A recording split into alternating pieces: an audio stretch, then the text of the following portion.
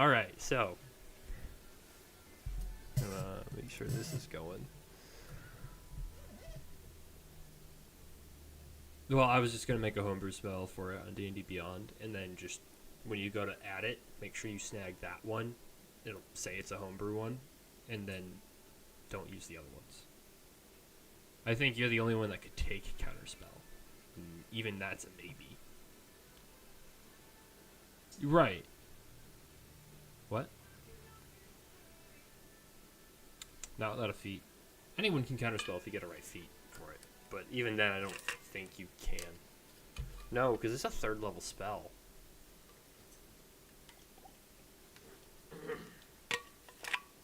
Yeah. Oh my gosh. Nope. Nope. Nope. No. We are starting the recap.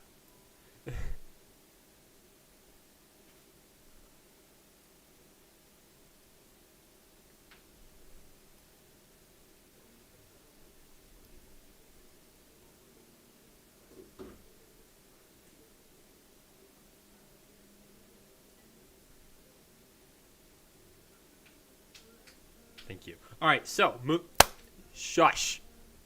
You, sir, are about to get muted. He goes wrong answer. Wow, you have a wrong.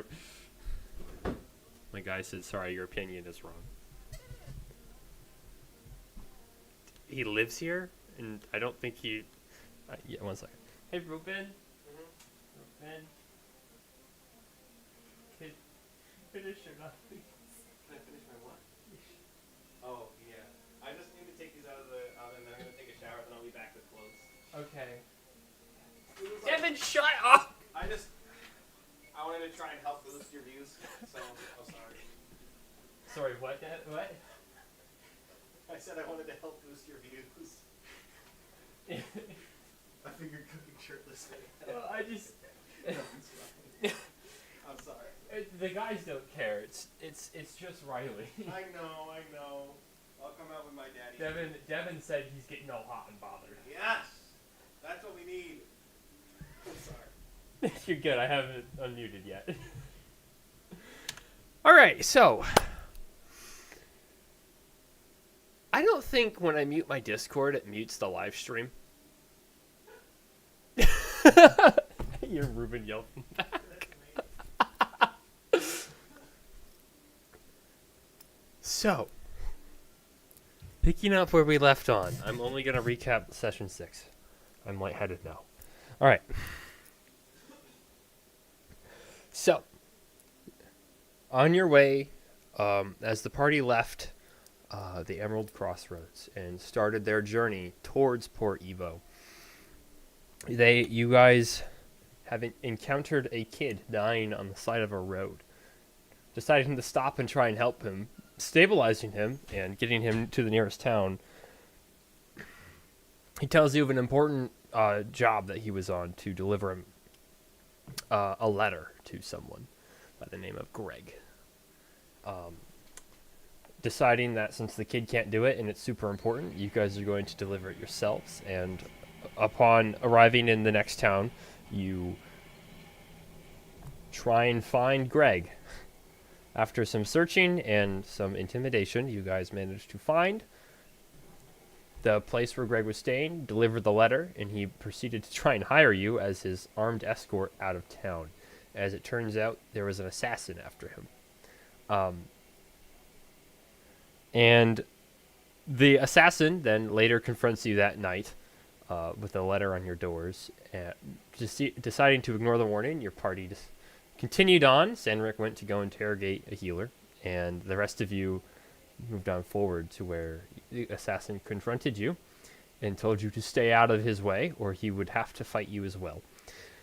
Deciding that you can make money off of this, you guys agree to help Greg and then move out of the way of the assassin when it is his time. Due to a very nice persuasion roll, you get the knowledge of this guy without him having to kill you. I'm going to retcon the end there where he walks away. So we're going to pick up right as he killed Greg. because um, um, in case anyone wanted to question him, I jumped it a little bit because we were late and I was trying to move things along. So, picking up where we technically should have left off, you are all standing there around the cart as you watch this hooded man with these obsidian crafted hand scythes. That's essentially what they are. They're not sickles. Standing over top of the now dead Greg. Also, Nick, can you get music? Because I kind of forgot to have you do that before the thing. Thanks. I was like, it's quiet. It's my bad. So, standing there, hood up, facing away from all of you. It's a hooded man, hands down to his sides. Obsidian hand sights in hand, in full black, shadows clinging to him, making his form already somewhat invisible in the dark dawn sky.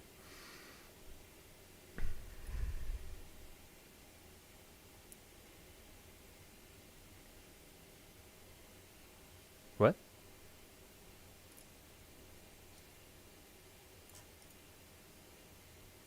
Oh, yes.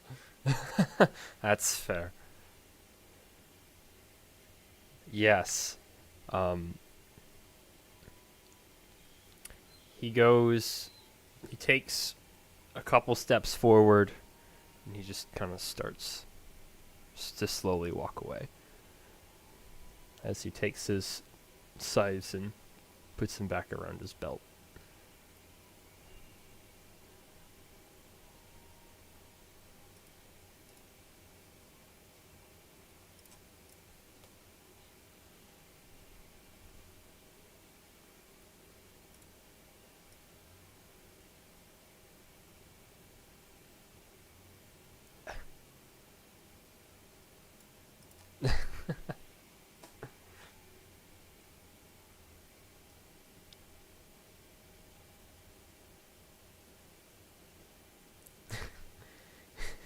Just simply don't block your face with it, lol.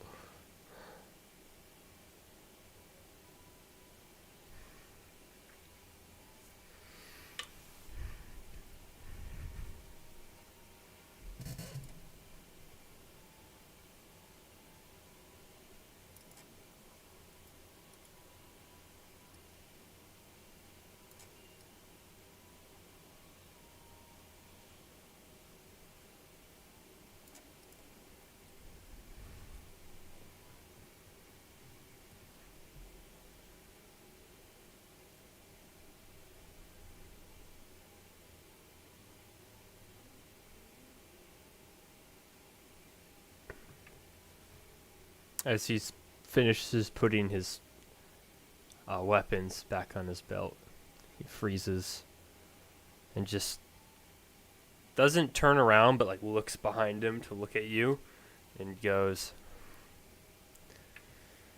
"This man works for a corrupt system and fights against its people. He did this to himself."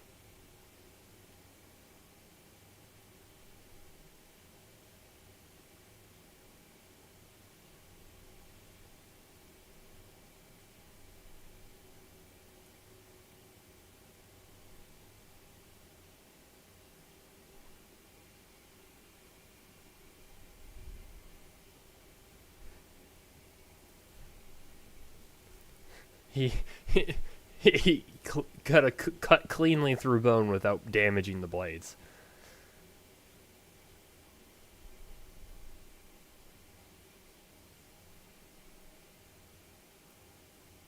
Question him? Question him? Well, you just ask him where he got them.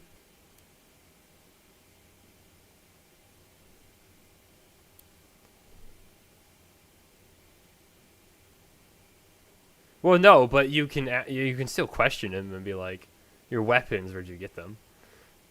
Like, you don't have to be like, "Oh, well, buddy, how did you get that?" Like, all right, that's okay. That's fine.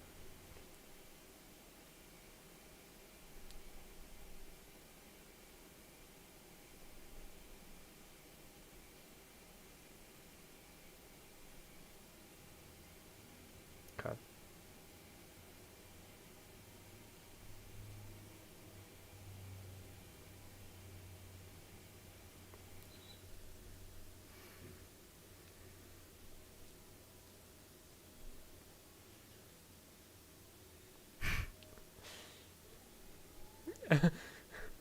But I'll reap the rewards.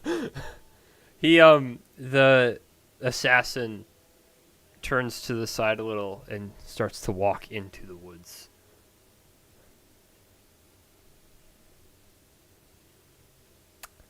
And you watch as he enters the woods and hits the line of shadow that he almost disappears as if being teleported away by the shadow and is gone from your sight.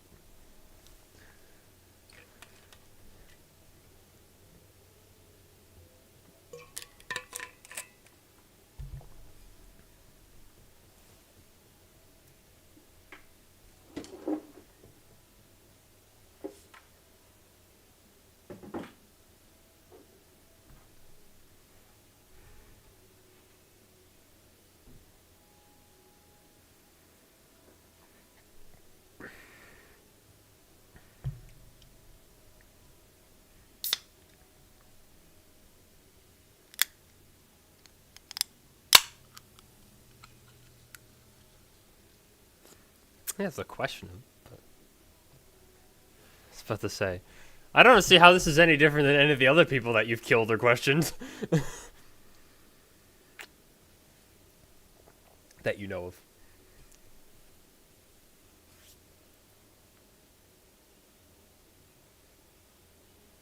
Yeah, you weren't the enemy of that guy. No.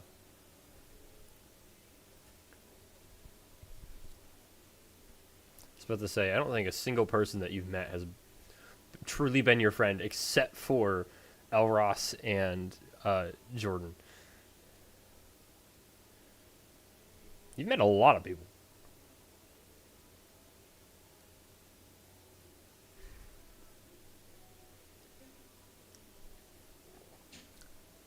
50 apiece, I think.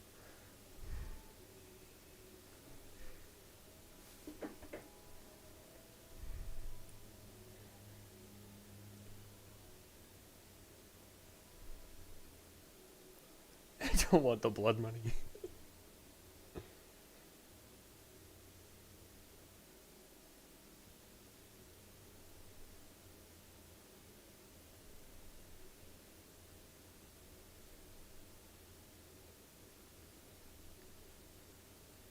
And the compass goes out the window the second kobolds are in play, though. Don't worry.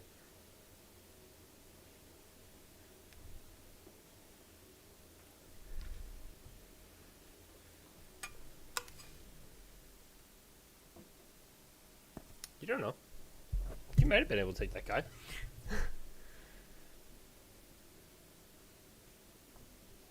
Yeah, but there's 4 of you and 1 of him.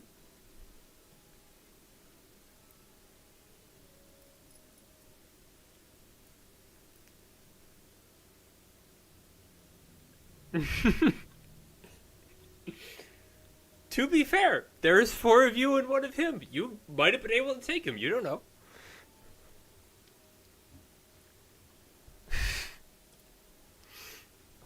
All right.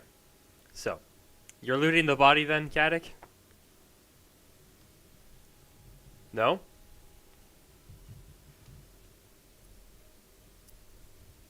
What are we doing?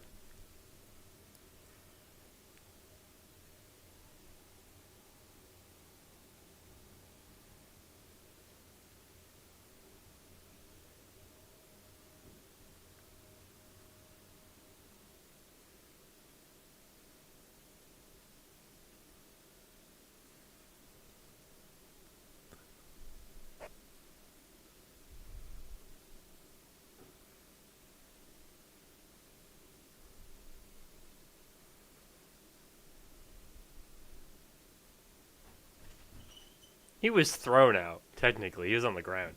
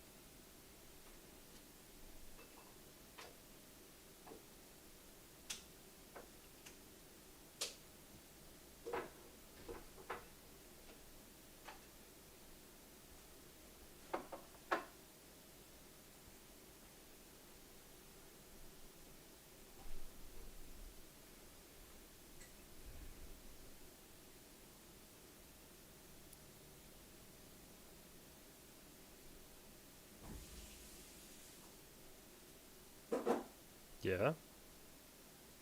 Do you have the spell Move Earth? Oh.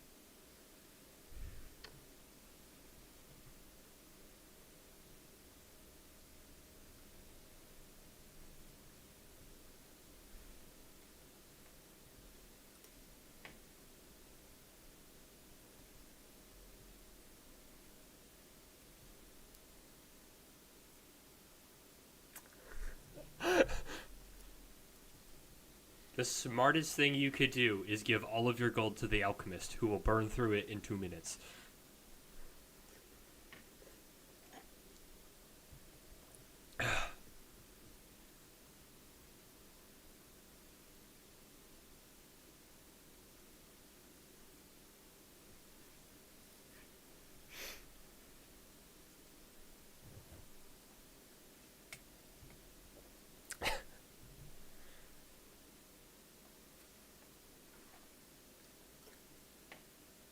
That's what I'm saying.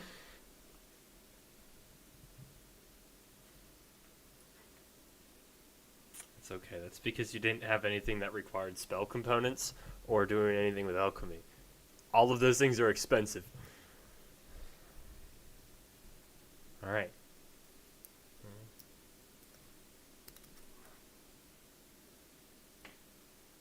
That wasn't supposed to be bad. That was the one genuine thing that he said that was supposed to be that. He meant along the lines of bribery and information, not.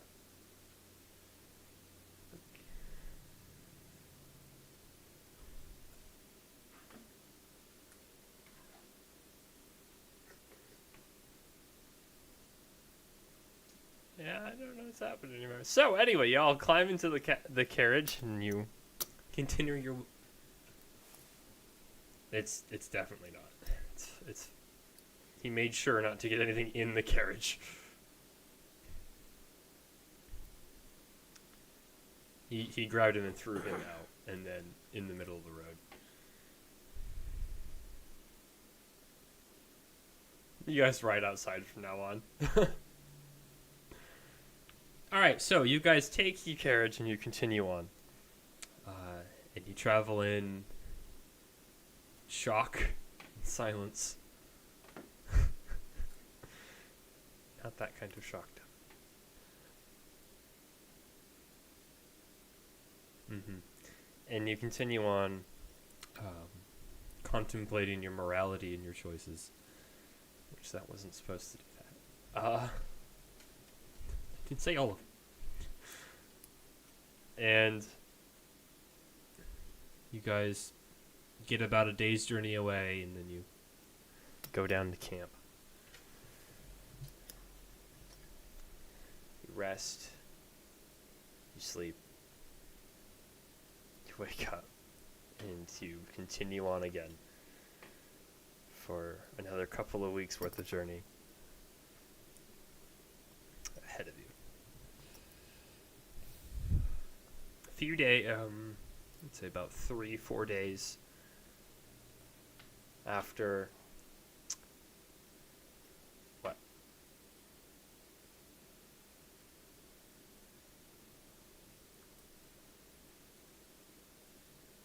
Mm-hmm. Yeah.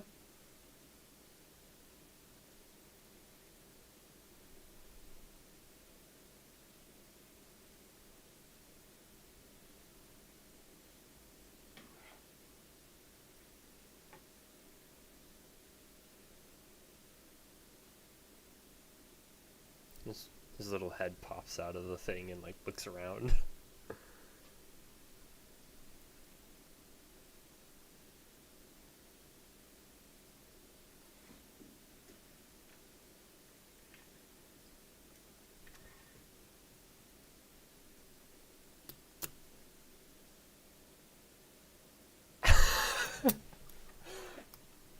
He's a child. um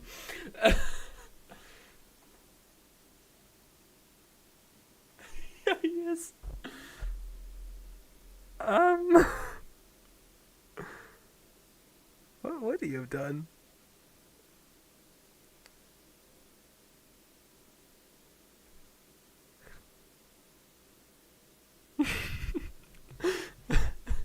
That's wild.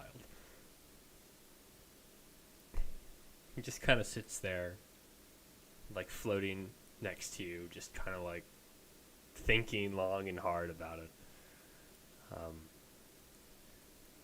It seems you have also stumped Whisk as he's sitting there. He's just like, he goes to say something and then he stops himself and then like kind of contradicts it, and then you hear this almost inaudible muttering from him as he's like trying to figure something out.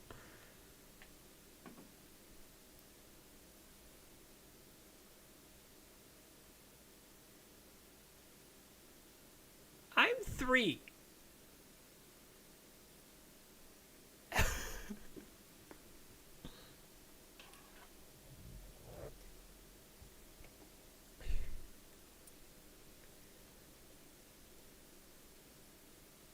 Was he a bad guy? The guy said he was a bad guy. I believed him.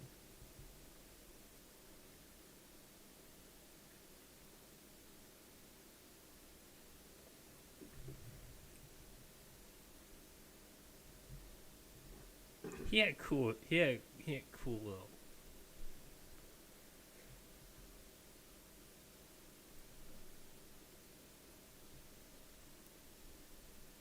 I wanted to take one.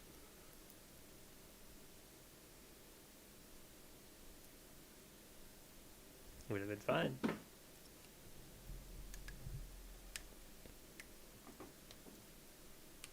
Would have been fine.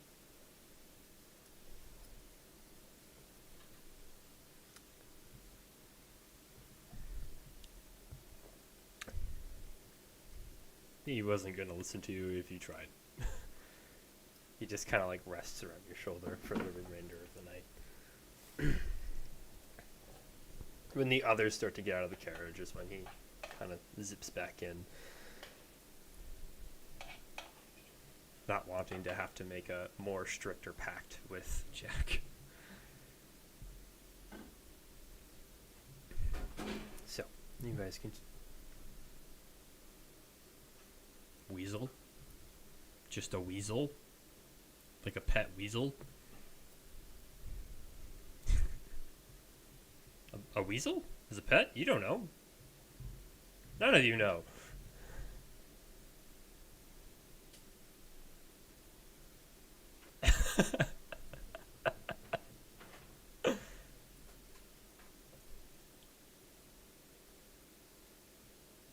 Me too.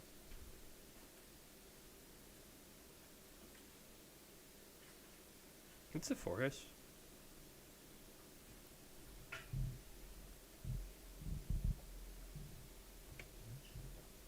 Something like that. Yeah, we have weasels. That's in the weasel family. Weasel and...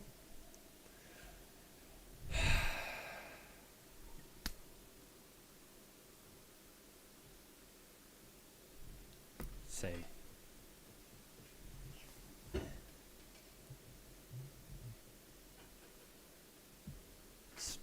It's where you are now currently is you're closer to the south. It's more of a south-like area, as far as like comparing it to Earth and its geography. I failed. I failed very specifically the one in the United States. I don't remember any of the states. It's just north of that, just by like a state's width north of the coast. Like that's the area you are. You are technically on the coast of Kumar, but yes.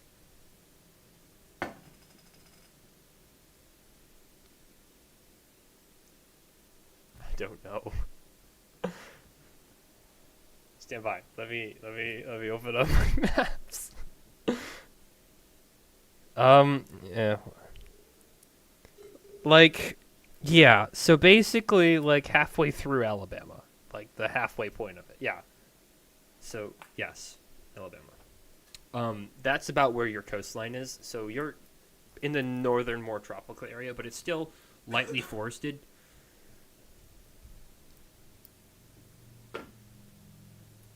There's an equator.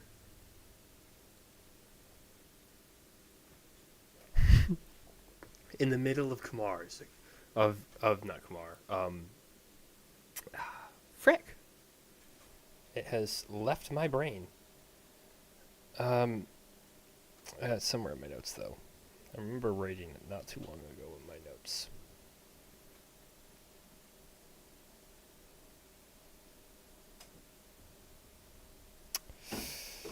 I'll find it eventually. Ah, frick. Yeah, no, it's you're fine. It doesn't.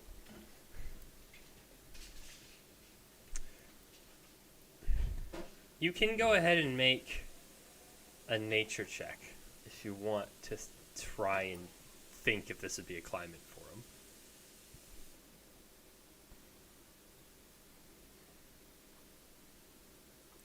Yes. Anyone who wants to try?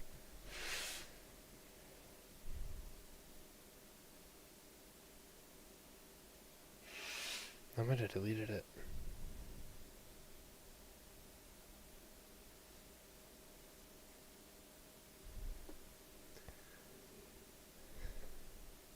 Yeah, that's fair.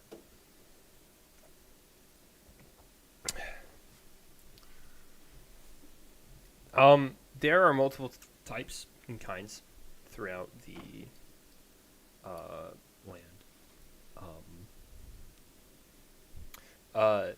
Caddick, you somehow remember this guy was just talking you up in a bar about this stuff, and you weren't drunk enough yet to not listen, and so you hadn't gotten to the point of drunk where the memories you ignored him, and so you just remember this guy just rambling about nature and stuff, and about the weasels of the area. Um, the area of which you are in does have a species of weasel in it. There's multiple, but they exist. It is a hospitable area. They're kind of scattered throughout the entire continent. They're kind of about everywhere.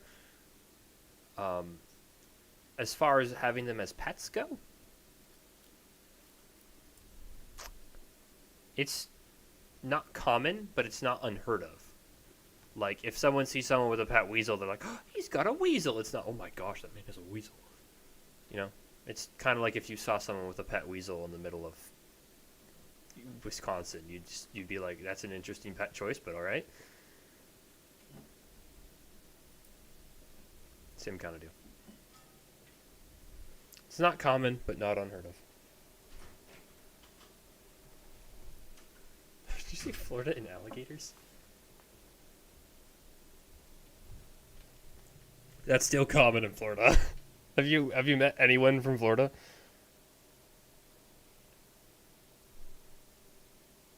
Zimla.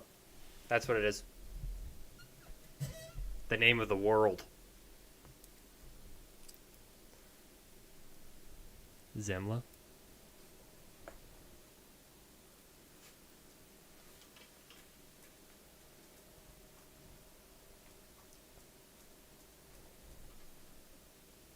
I was getting there, but Devin had a thing, so I wasn't going to interrupt him. Yeah. Yeah. You pass people on the road occasionally. There's nothing of intrigue and note has happened.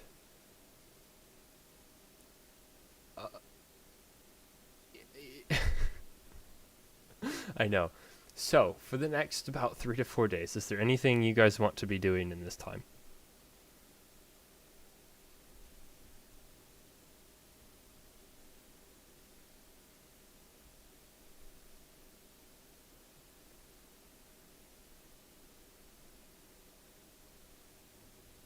Okay.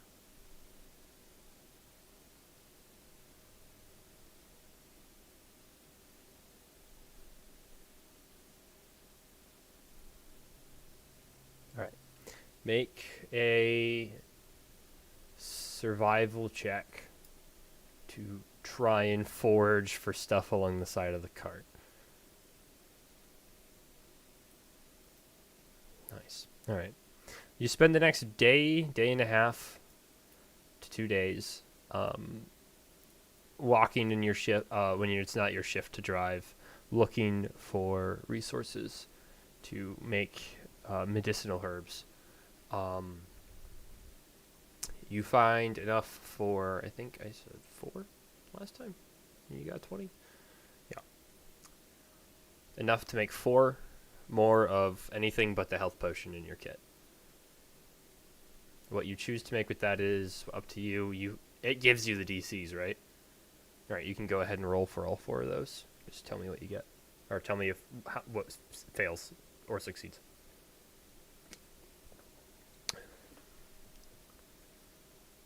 You can add a D4 from Whisk. Anyone else doing anything?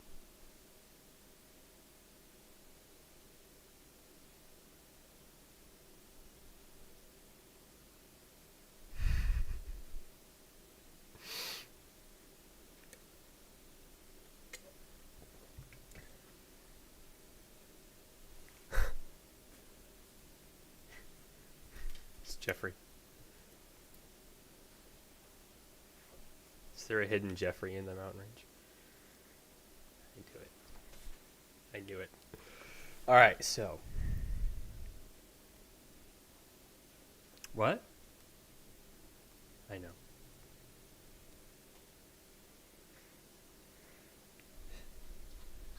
So. Okay.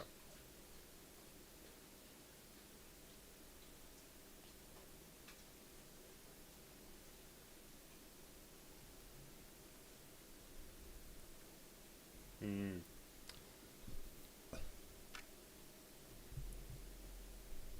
What's that do? Just attack, or is it just make it a +1 weapon? Okay. So, as long as she keeps that infusion active, your Great Axe is treated like a +1 magic Great Axe. So it does magical slashing damage, and it has a +1 to hit and +1 to damage. So if you go to your equipment and go to add and search Great Axe, there should be a +1 Great Axe. Just add that, equip it, and as long as she holds that infusion, you can use that one instead.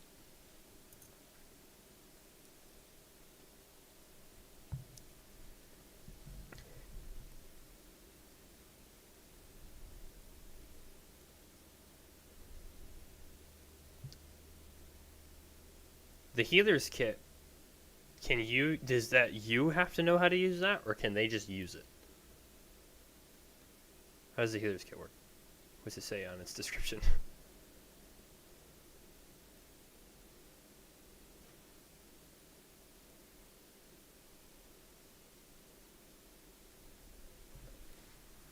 Healer's kit. That's something you need to be proficient with, isn't it? I think so. Um,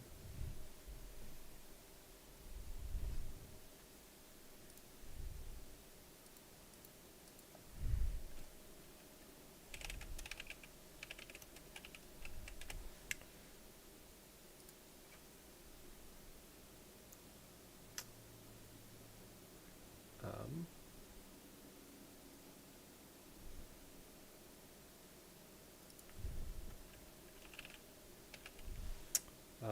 what does that do?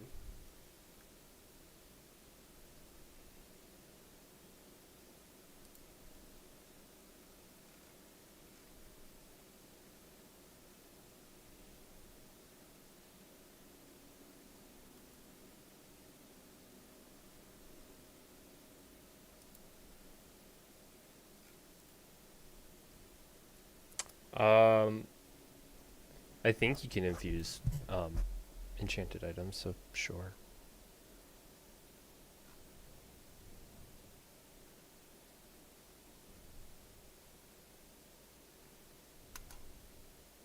Okay, then yeah, you can give it to him. It's fine. It just stabilizes, though.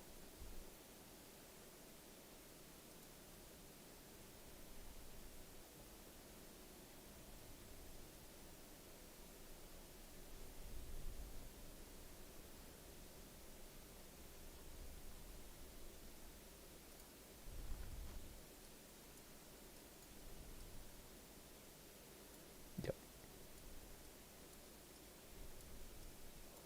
Okay. So, you guys continue on for the next few days, working on your own projects, trying to figure everything out, get it all ready. As you set up camp for the third night, as dusk starts to overtake the sky, um, you notice a figure walking towards your camp, coming from the direction that you came. Um, it's hard to see this dark at night. Jack can see him perfectly fine. Um, it's just this dark silhouette on a horse with a cowboy hat on. It's not a Stetson. It is too expensive. I would know. I think mine's still at camp. Anyway, yeah, he's slowly walking towards you. And as he gets within range of the camp, you guys get a better look at this man. And it looks like someone tried to dress up as a cowboy, but only didn't but was only told what a cowboy looked like. Like they didn't have any reference. They were just, this is what a cowboy is. All right, I'm gonna get all that then. They're trying, but instead of a horse, now that you can see it up close, that's a camel.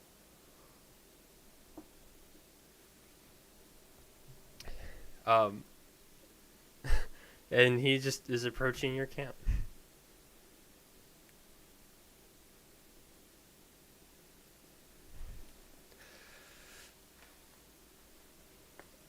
It's dusk. It's the sun is setting.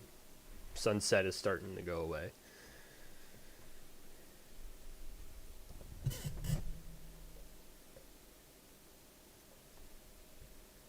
Yeah, he's not hiding. He's letting you know that he's there.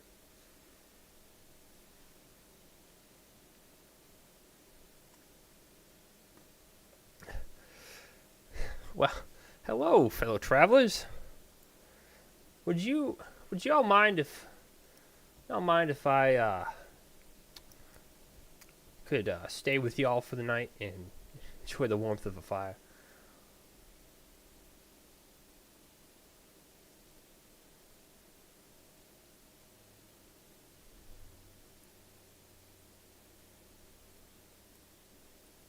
The road is long and I could use for a break.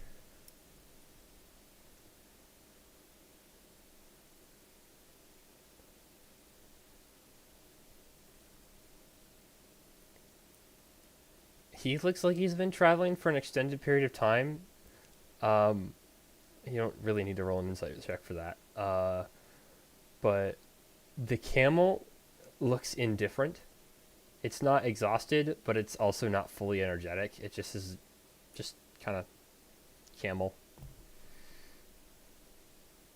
You can.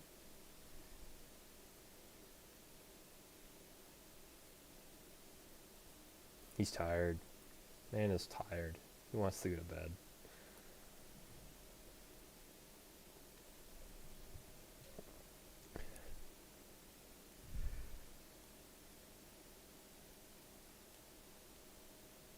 Yeah, he's like looking at the rest of you, like waiting for a response.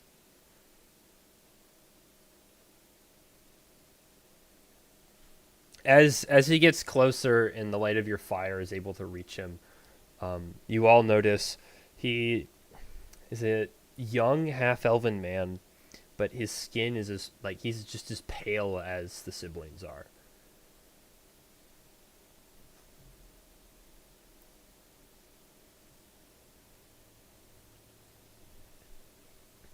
He's wearing chainmail armor. He has a shield on his back and a long sword on his hip. And on his right shoulder, no, his left shoulder, sorry.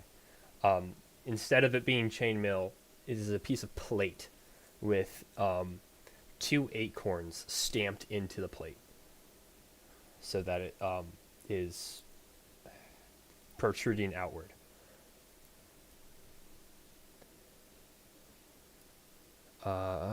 You can make a religion check.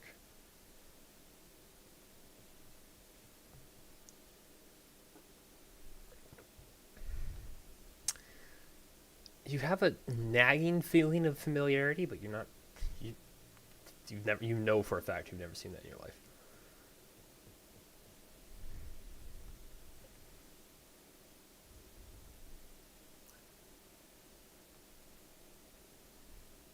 Ah,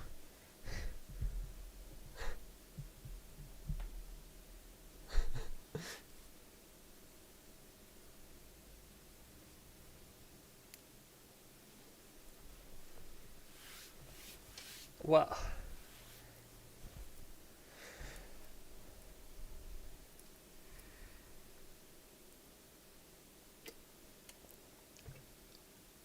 I don't need anything else from you. I just need somewhere to rest.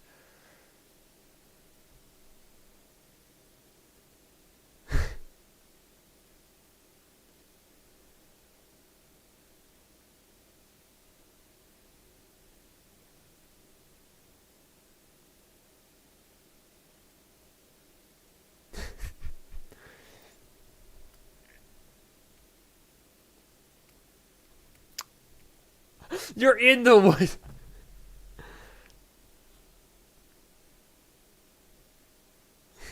He goes, strangers are around? We're sleeping in a tent.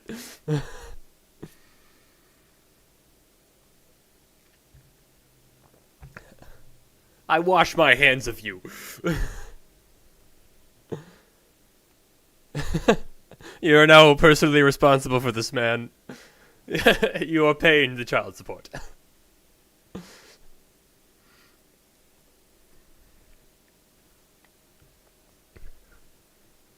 Well, that is mighty kind of you. I swear I will not have be a problem at all. Accent slipping.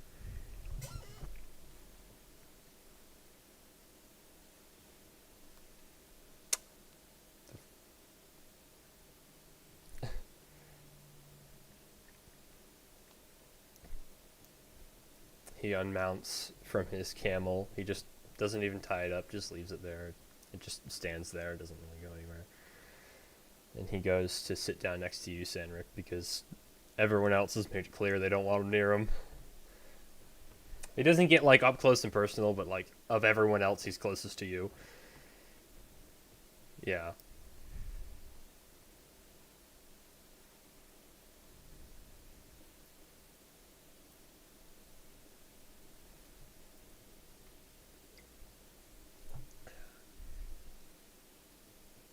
Yeah, sure, why not?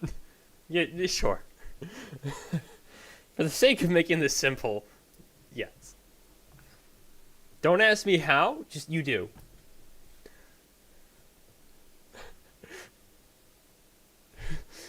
It's a fey monstrosity.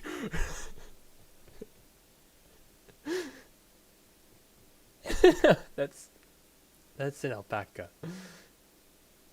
See? Wild.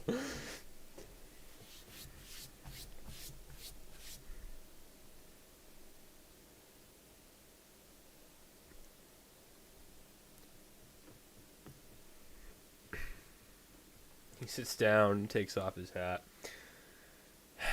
Well, that's my trusty steed.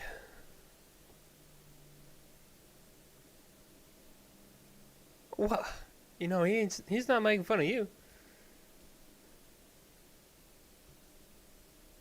Well, you call him funny looking. He's not a horse.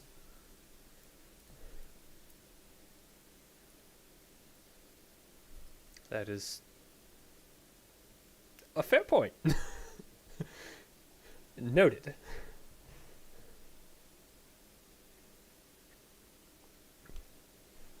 Well, I thank you for your hospitality.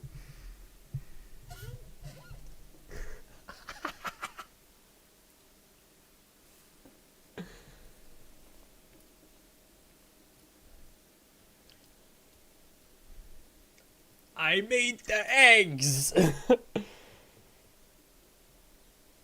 That's funny. Wait, you have another campaign? Devin, you're cheating on us? With another dwarf?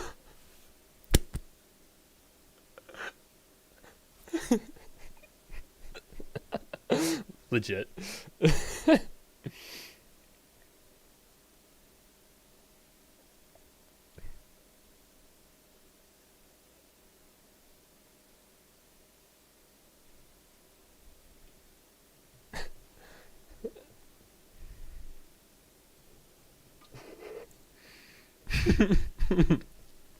It's just the slow pan over. It's just like, what are we having? Just slow pan steak. No.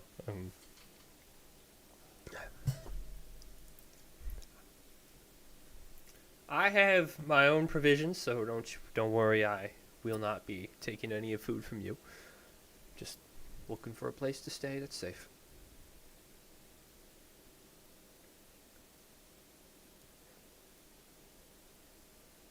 No.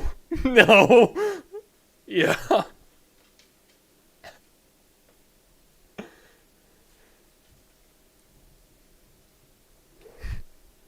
You're not subtly doing this either.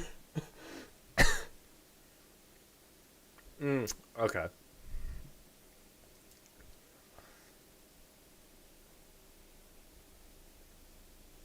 It just kind of like looks at it and just like tilts its head, but like it doesn't do anything. It's just kind of like, oh, it's a cat. Okay.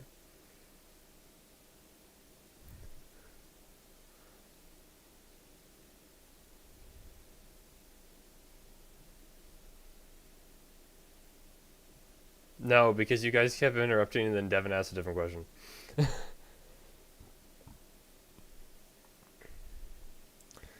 Well, I'm a bit from all over.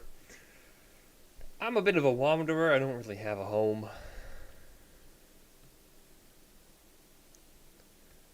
Uh, no, I'm more of a nomad, a hermit.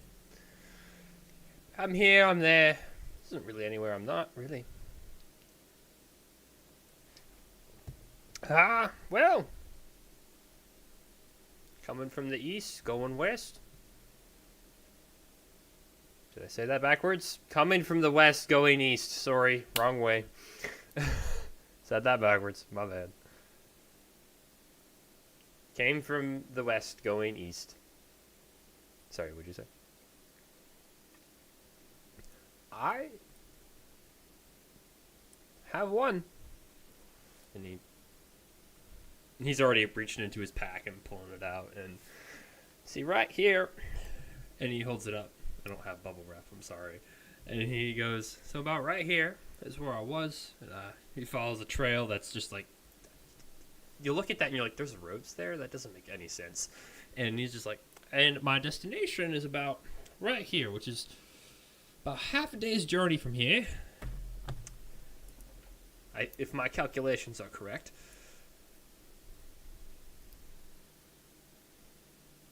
Oh, quite the distance. In about another week and a half. He came from the east, heading west, but it was like a bit of a like zigzag up and across. No, you're going east. He's going east. I just said the wrong thing at first. I know. I said the wrong thing. I don't know how to use my brain. Well, it's more of like half a day north. I've been tracking the fallen star.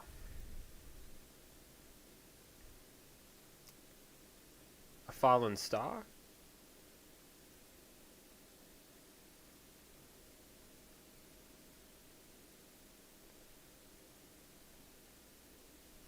You never seen a star fall? Yeah, just one. I mean, it doesn't happen very often. They can. This one did.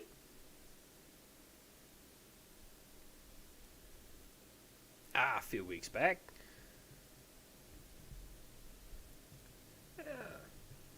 Oh, 100%. Yeah, if my calculations are correct, it should be in this direction.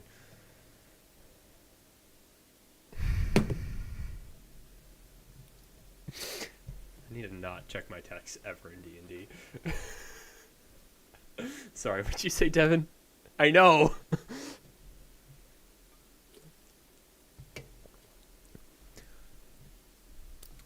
Oh, well, I mean, I knew to be looking out for it, and when I saw it fall, I did some math and talked to some friends, called them some favors. You know, traveling around doing what I do, you make some friends, and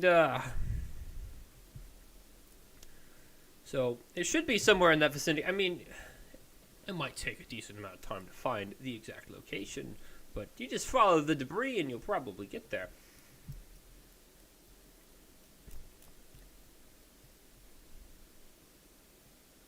You would be surprised by what the locals miss these days. Not a single local I talked to knew anything about a fallen star.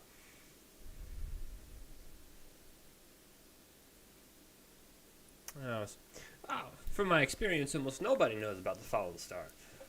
It's kind of crazy, seeing as it literally lit up the night sky, but who am I to know?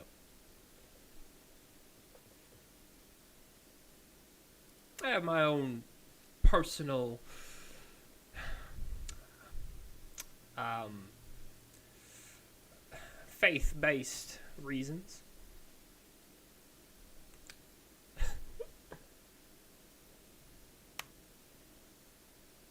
Pardon?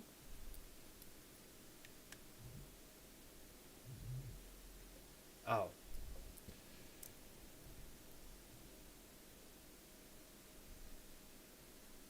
Can't one be both? Oh. Um.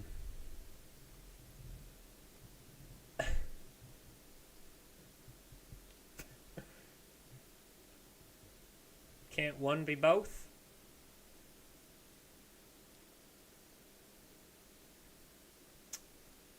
Can one not be both?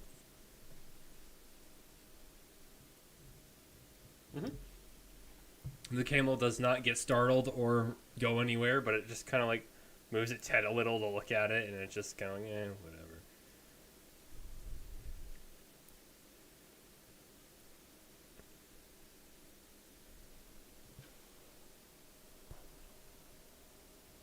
How are the steaks coming? Wild.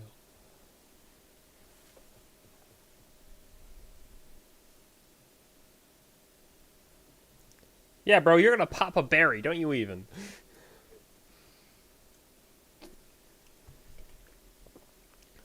It is hard to be vegan. My sister knows all about that. She's not actually vegan. Let's. Well, it's because she can't eat anything that most restaurants prepare, because she's allergic to so much stuff that she has to take the vegan option because the other options she's allergic to. Chicken and beef. It's pork. Most fish she can't have. It's a lot of stuff. She can't. Yeah, she can't have chocolate. Um, yeah, and she can't have eggs, chicken eggs. So anything that is in, she can't have that. It has to be made with duck eggs or something like else. It's crazy what she can't eat, which I think I'm also like intolerant to a lot of that stuff. But that's completely regardless and way off topic.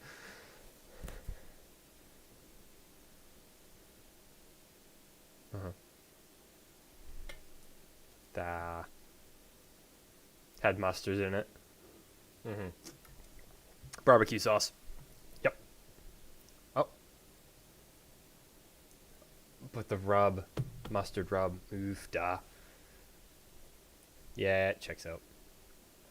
Which even the milk in that was alone to be problematic for her. Yeah. Yeah, that's why I call her vegan. Anyway, moving on. So.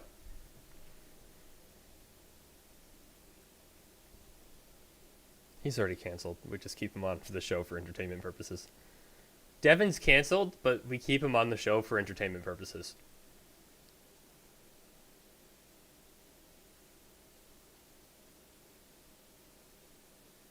Which is why we keep Devin around, because it's funny.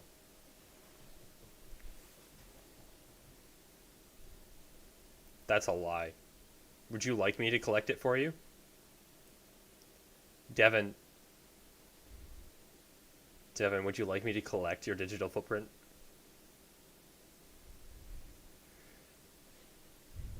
Anything connected to you is a digital footprint. Your Google account, anything that has touched. Oh no. Okay. All right. Reining it in.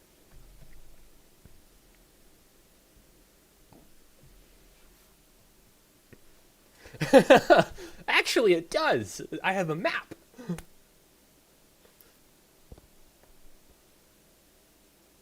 What?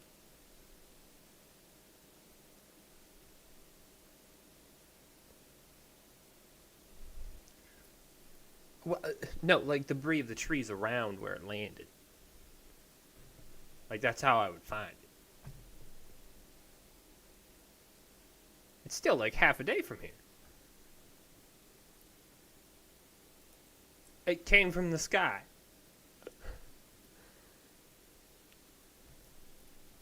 What? I believe that the word fallen star is just a term, and that it's not actually a star, but more like a bit of rock that just crashed.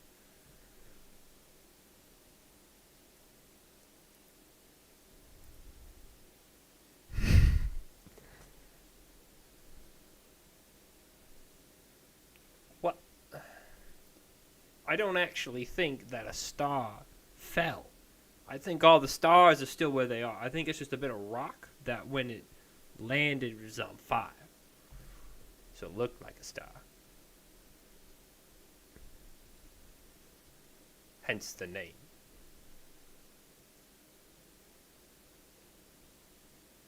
Well, I was about, I don't know, 5 weeks away from here. 5 weeks. Maybe more. About roughly the same time you guys woke up.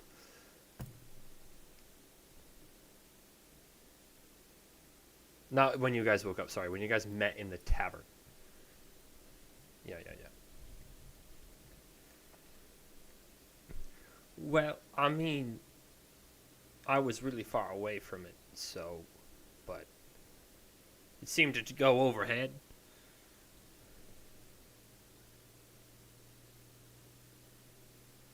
I have it mapped and tracked out. I know where its general location is. But now I gotta find it.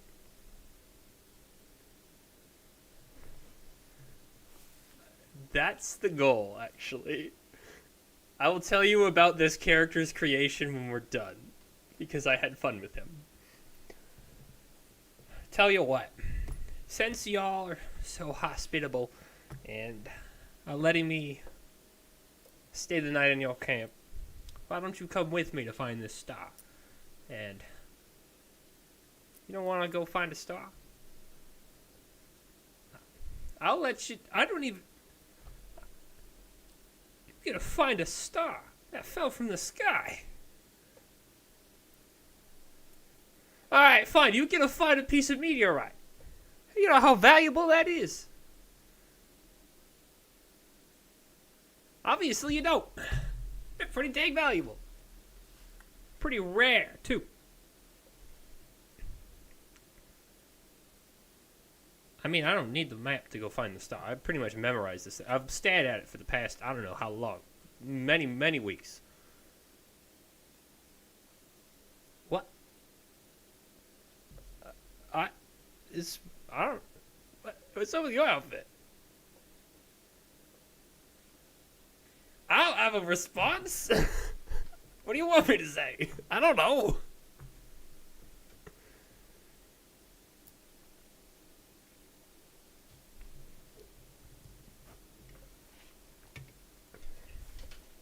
I mean, I did kind of show up in the middle of almost middle of the night.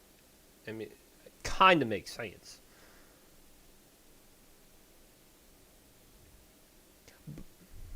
But hear me out. You guys go with me to find this meteorite. And I'll let you keep whatever you want from the meteorite. Sure. I have my own purposes.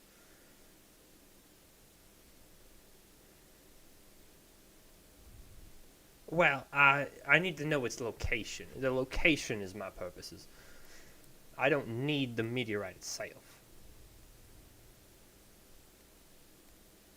Yes. Something along those lines.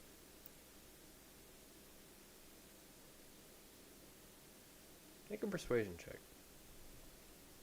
With disadvantage.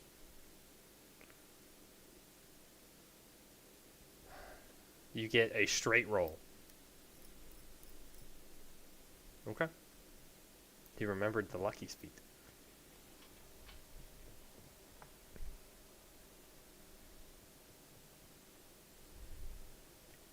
They're right here.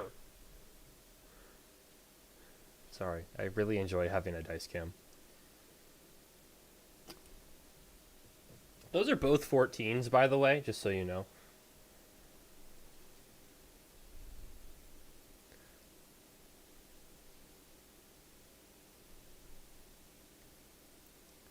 Do you take the lucky feat? Is it, are you forced to take the reroll, or do you take the original? You just, is it, do you just choose?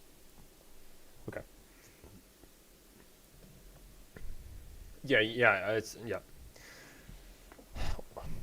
Well, all I can tell you is I serve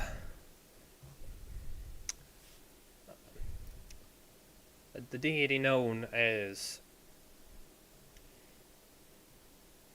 Oh, jeez, such a long thing. I didn't think I'd have to say this out loud in an accent.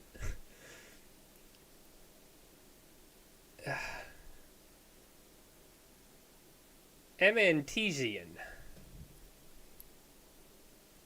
M-N-T-E-Z-N. E-Z-E-N. Oh. Emantesian. I will just.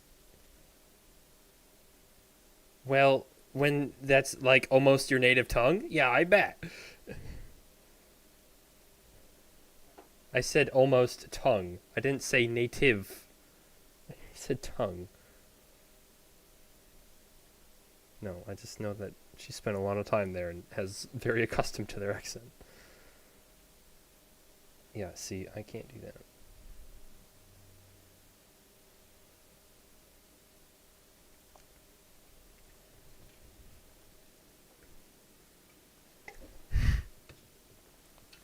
I serve Emantesian, and I am on a holy mission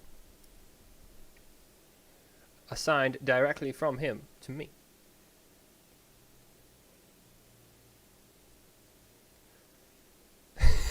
He's on a crusade is wild. He pulls out a helmet. It's just, it's got a cross. How did you know? No, I'm kidding.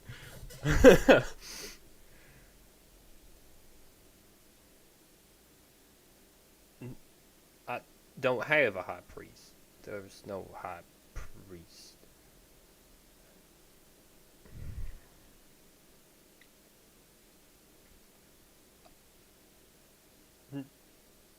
Maybe where you're from.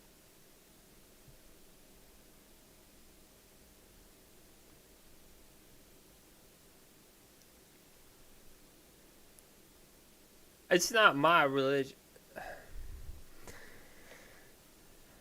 I haven't met all of the followers. They're all over the place. I mean, I had a dream and he told me.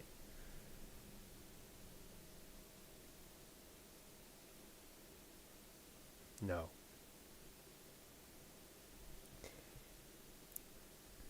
Huh? Religion? Huh?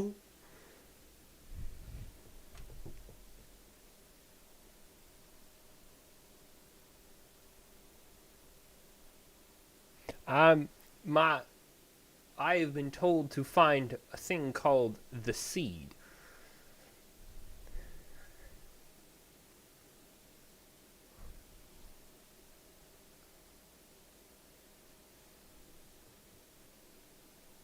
You don't know. You don't know. You genuinely have no idea. Y'all haven't even seen a cleric. You haven't been to a big enough city to have a cleric in it. You don't know. Yeah.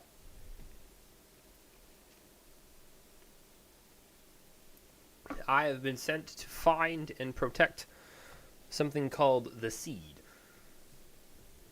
Seed.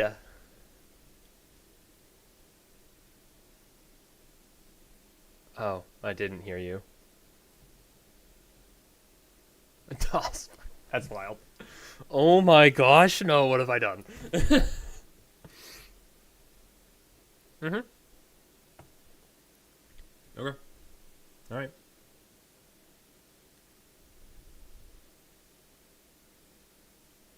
Devin, it's break time. I can kick you all I want. He goes, okay. You know what, Riley? Me too. Honestly, me too.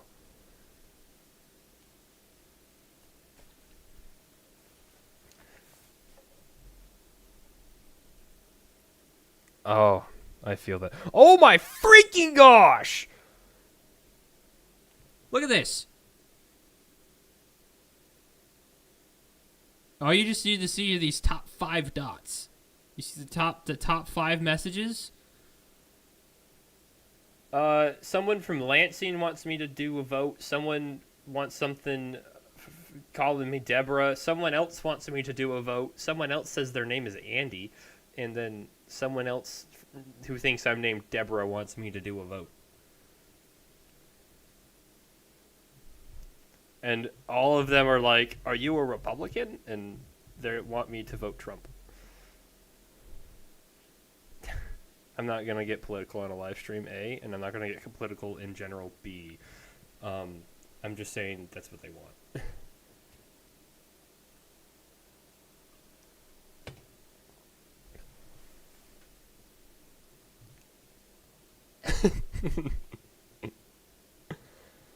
Well, all the people who don't want to put effort into thinking about things, probably.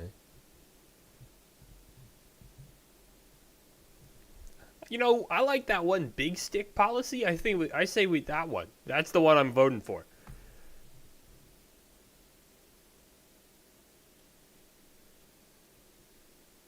Yeah, that's the one.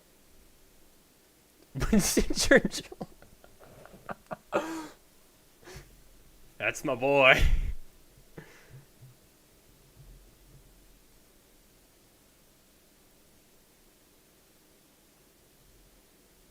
I'm pretty sure it was Kennedy.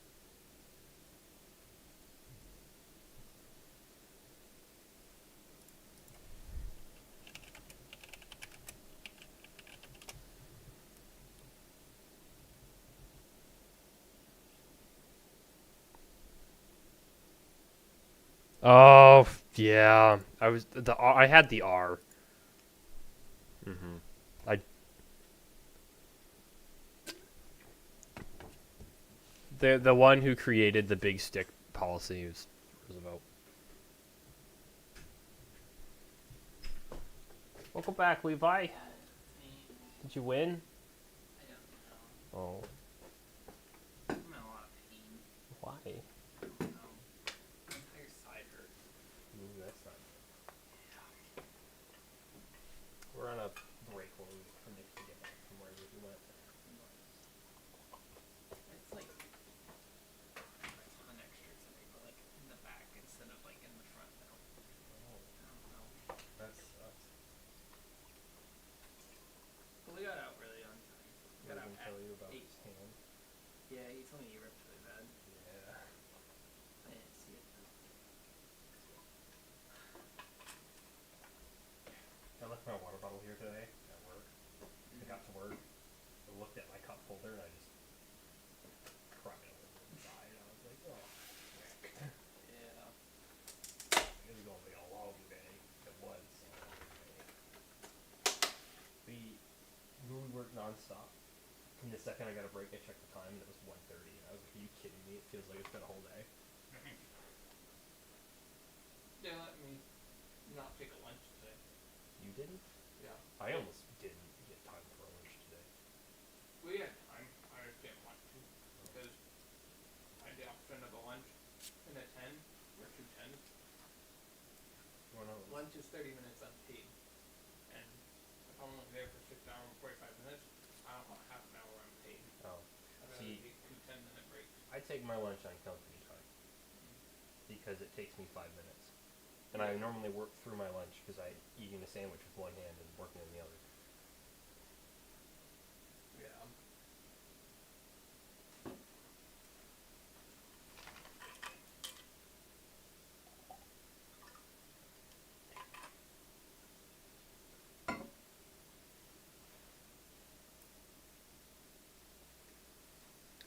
We don't talk about the war that my ancestors were a part of.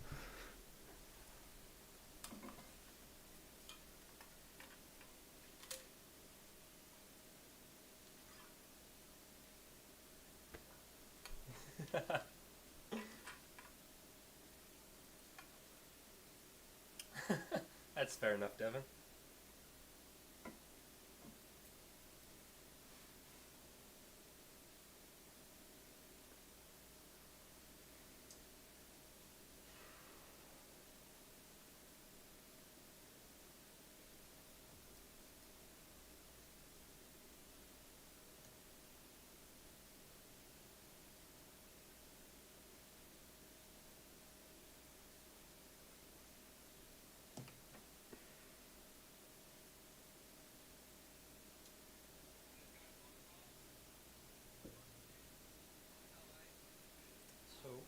why.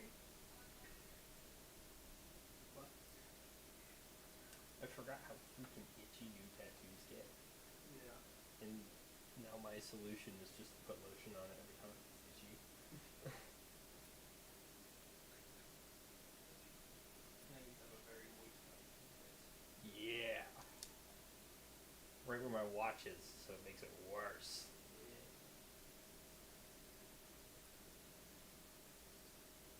Dude, where the heck did Nick go?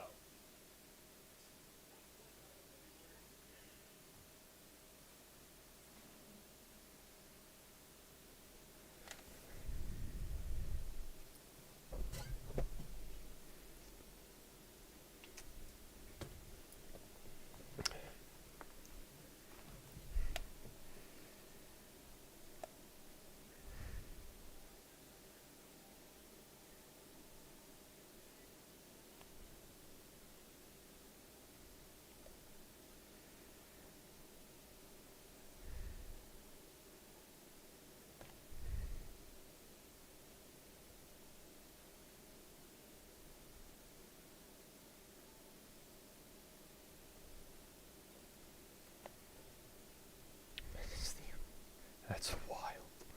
When is the American gene has happened, Devin? It does exist. I think they're called Native Americans.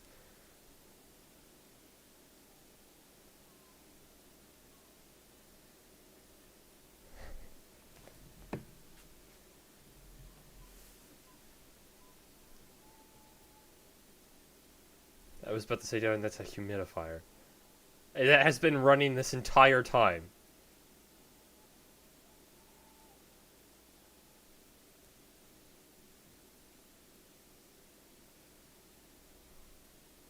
It's like, Devin, that's a humidifier. It's been running this entire time. That's why her entire room looks foggy.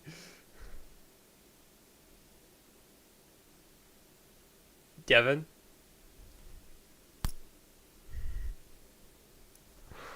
Devin. Please. Okay. Alright. Alright. Bringing it back in. I don't even know where we left off. Oh yeah, you were discussing the wannabe cowboy's religion. Well, you never asked his name, so you don't know that yet. Yes. I'm supposed to find and protect an item called the seed. But I don't know what it is or what it looks like. And I was pointed towards the star.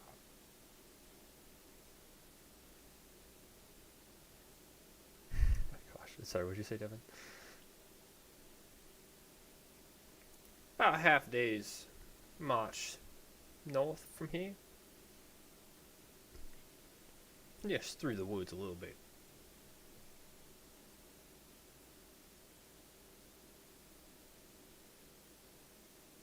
Because it's through the woods. You have to go through the woods. Ah, it's so well crafted.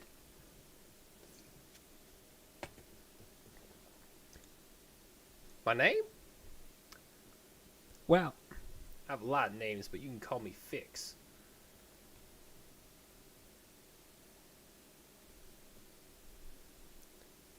I don't have one.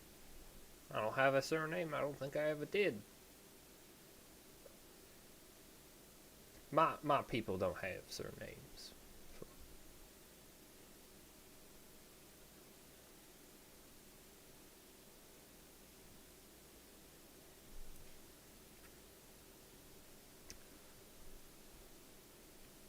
It's kind of hard to be a nomad and come from somewhere, you know?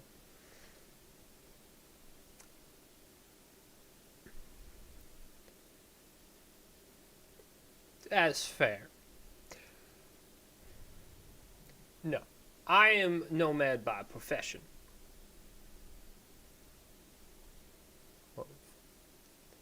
Well, yeah.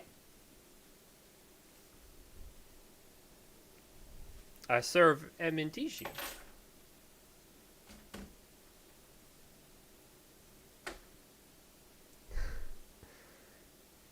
Bow. Oh, smile light. As long as I can remember.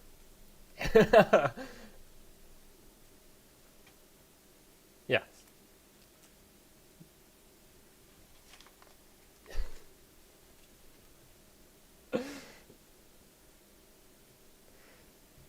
Levi has a lot of ones.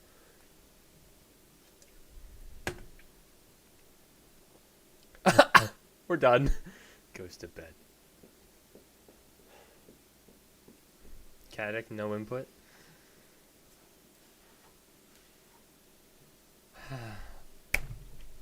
I'm trying so hard here, guys.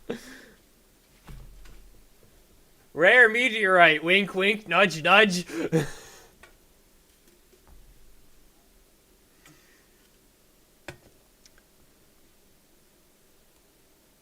Rare space metal?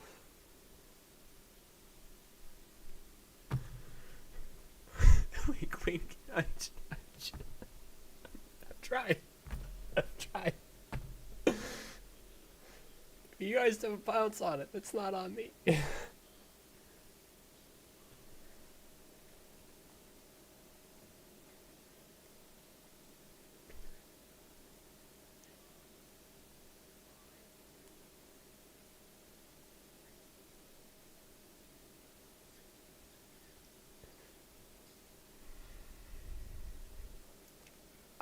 Well, I don't. Right.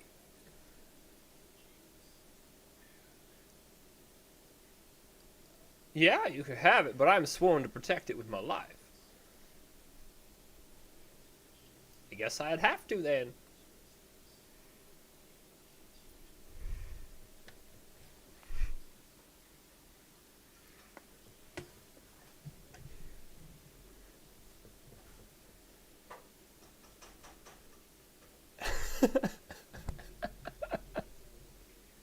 I love him so much. No, those are my characters, Devin. My characters are the quiet ones in the corner.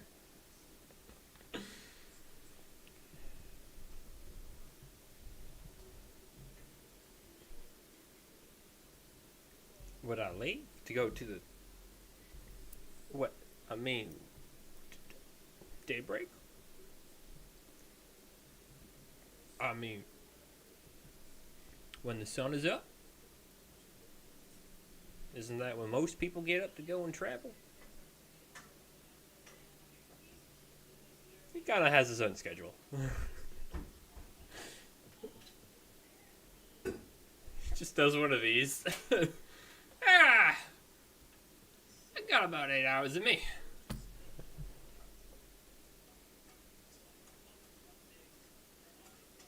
That would have been a good feat to give him. I didn't do that. That makes sense, though.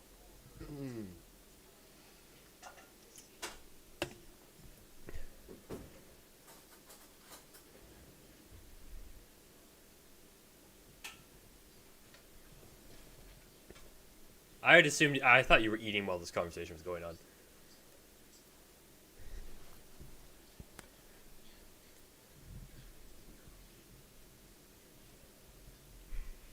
It's just mud. It's just mud. You just spit in the dirt and rub it on it. I know.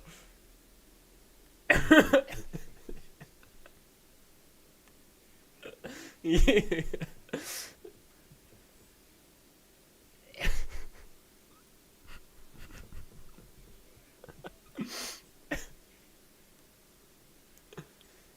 All right.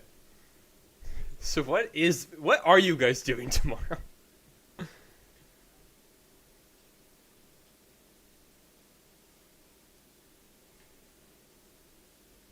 All right. So, you guys go to sleep.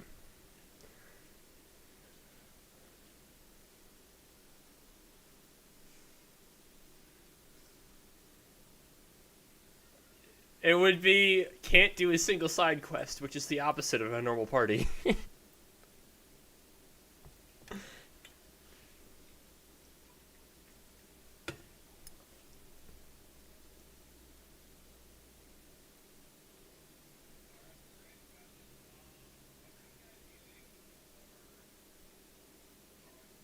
All right, so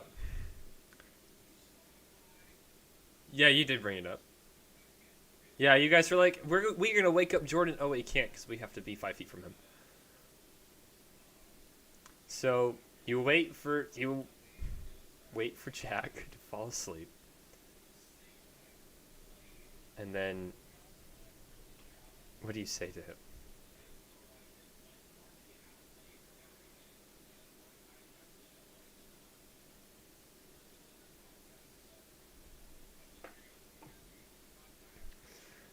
In your head, how loud are you yelling this mentally? Because you can yell in mentally.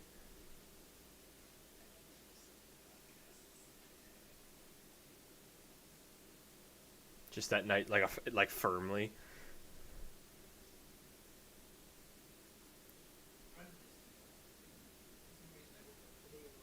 It it wakes you up, Jack. Like you wake up and you're just like, what?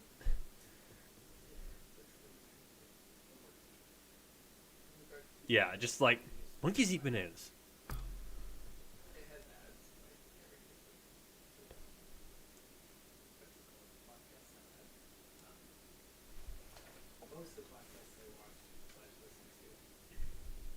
All right, so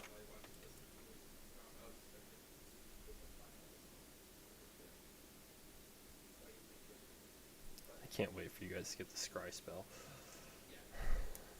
Not the scry, sorry, the sending spell. It's the third level spell. All right, so you all bed down for the night, and you wake up at morning. You go out, and Fix has already eaten his meal and getting himself ready. His camel's not anywhere to be seen.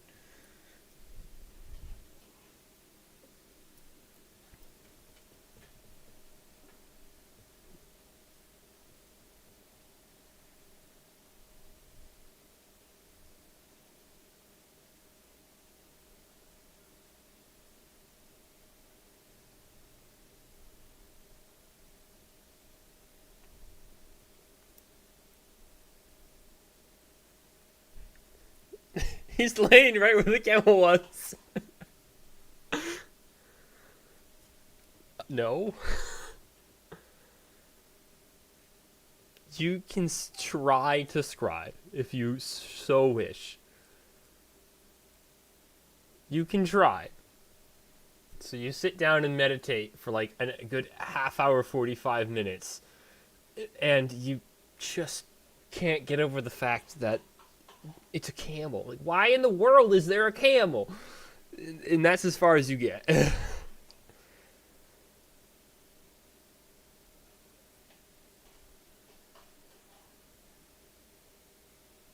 Oh my gosh, there's so many stats to this thing. It has telepathy?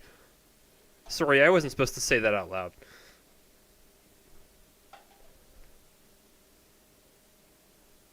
Samric, were you up all night long?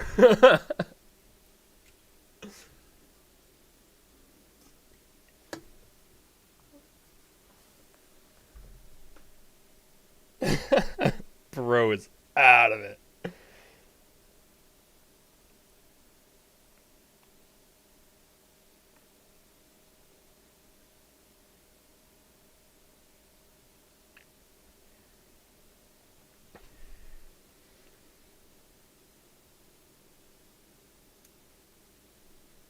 Y'all know I'm like right here. No.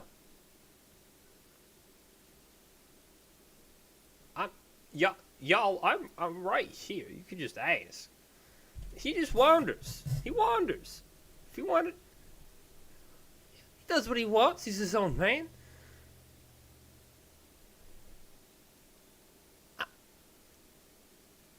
Why would your cat be on the camel? Does your cat not move ever?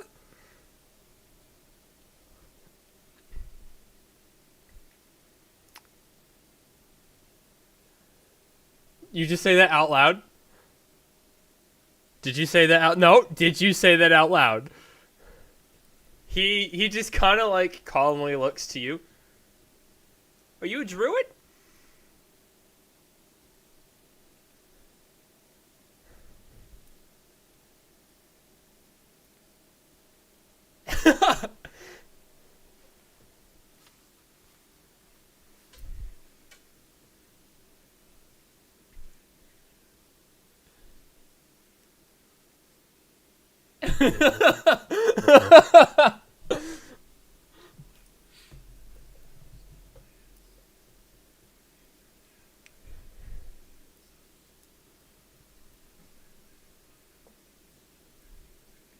Are you as wild?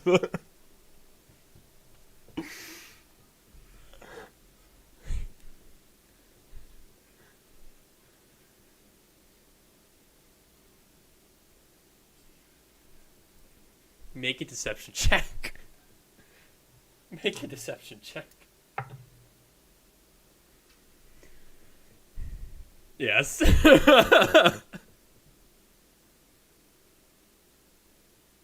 He just kind of looks at you and he goes, huh. Your skills might be helpful in our endeavor to find the meteorite. Are the rest of y'all druids too? Are you all magic? Deception check. Deception check. Caddick, what are you saying to this?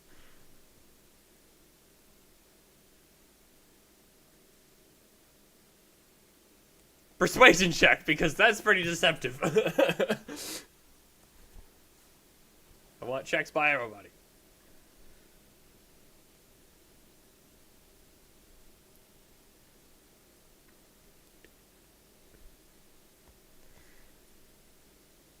Doesn't know what magic is. Has a heavy axe. What'd you get, Noah? Yes.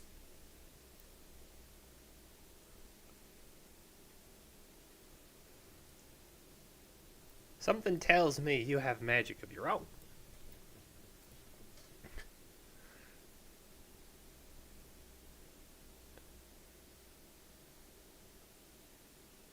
A bit less of an accusation and more of a observation based off of how she's reacting to the situation.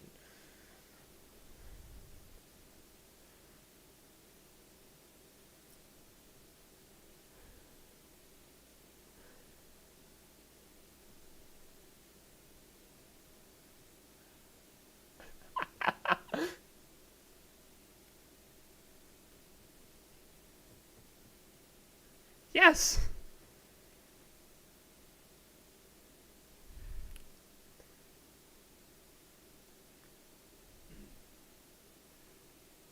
Well, I mean, I can speak with animals. I can speak with animals myself too, but I'm no druid. Well, that's magic is very universal in its ways. Not a lot. Well, you have it, so obviously it's fine to talk about it with you. What? I didn't talk about it last night. I know now. Oh, well, that's my steed. And you watch as he casts a spell and it summons a horse. And you said that a camel wasn't the right thing for this environment, so I figured I would replace it with one of a horse when I was parted ways with you all. But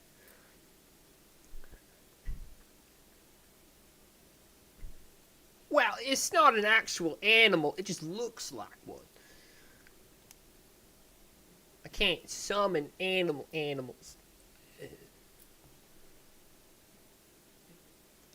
Well, to my knowledge, it's a fey creature that I can control that is magic. It doesn't actually. It functions similar to that cat. I mean, your cat hasn't moved in its entire existence, which tells me it's not a real cat. It fell asleep on the cable, and when the cable disappeared, it stayed there. It's like a glitched out. Yeah. It's on loop. It's not real, but it's real. You know what I mean? Yeah, so is my horse. Well, now that's just rude.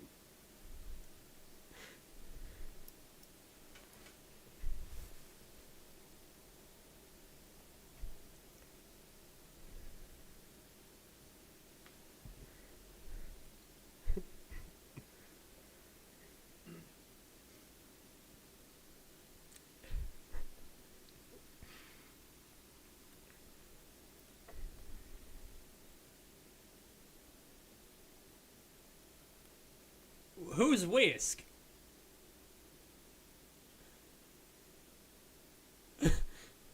Might I interject on who Whisk is?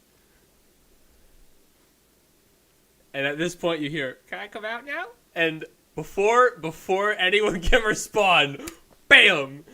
Out comes Whisk. You go to reach and he's already like gone through your grasp. Oh, you have a chest weasel. Hi there, little fella. No. They don't make friends very easily.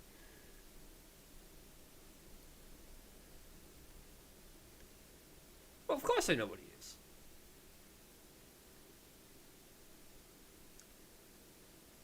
Well, I mean, I'm a traveler. I've traveled. Seen a thing or two in my time. I'm from the Feywild. Oh, well, I guess I can drop it all. And he changes into his original form of a changeling. And takes his hat, throws it down. This land is the most absurd place. How do you blend in here? I gathered that. I just didn't know what else to do.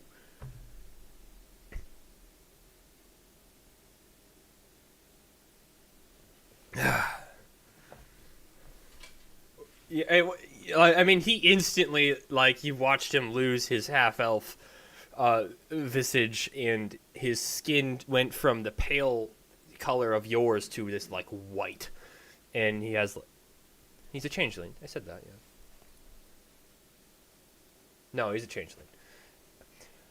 I hail from the Feywild, and what I have told you, all has been true.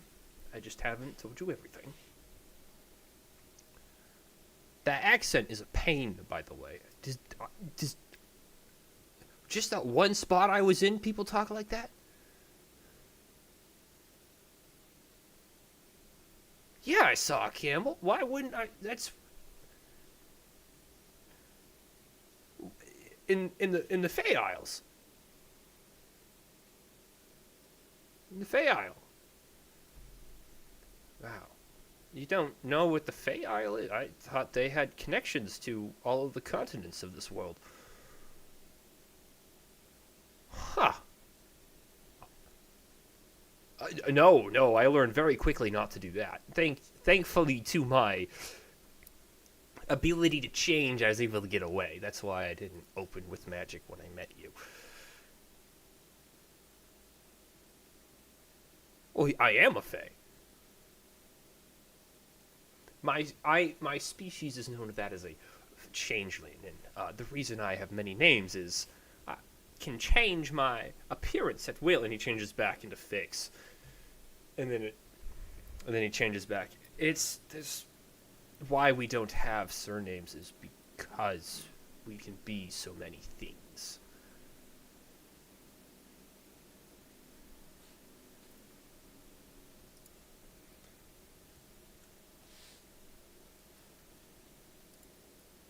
You were in the Feywild. I mean, that explains where your friend came from, and Whisk is just kind of like doing somersaults and loop-de-loops and floating around the guy.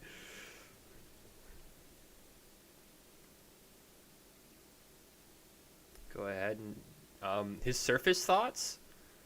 He's very confused. He doesn't really know what's happening in this plane of existence. But he does want to get to that meteor. Like, it's like, I don't know what's going on, but I do need to get over there. No, he tried that from observation in the across the places that he's been. What? Just the one? He was trying to copy something.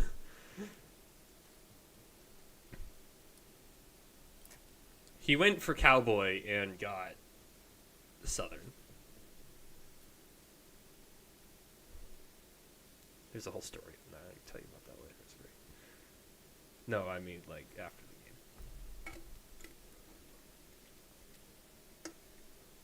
the game. Oh, well, I mean, it's kind of all over the place. I do travel as my job, if you will. I do serve the one known as Ementigian. He is mainly known among the world of the Fae. But he has sent me here to find whatever that fallen star is. Whatever the seed is, and to protect it.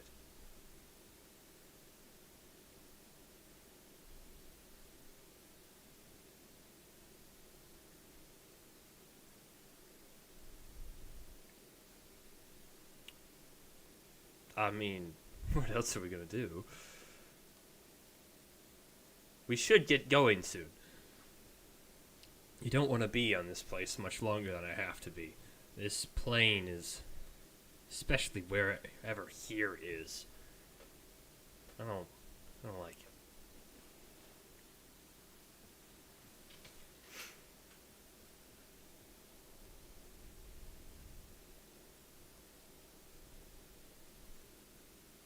Yes.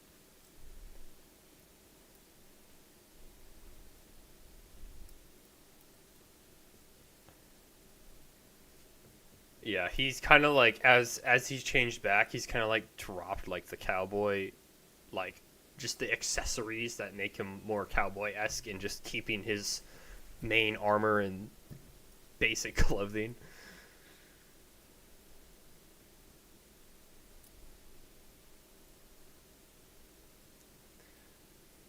All right, so you guys get your stuff around and get ready to go to the meteor.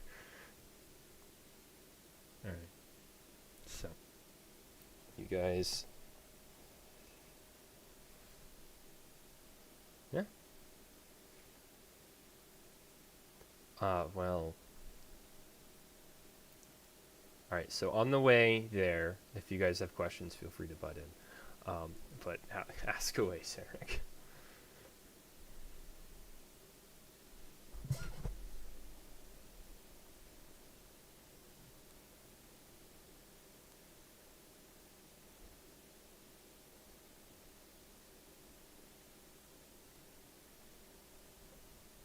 I didn't mention much.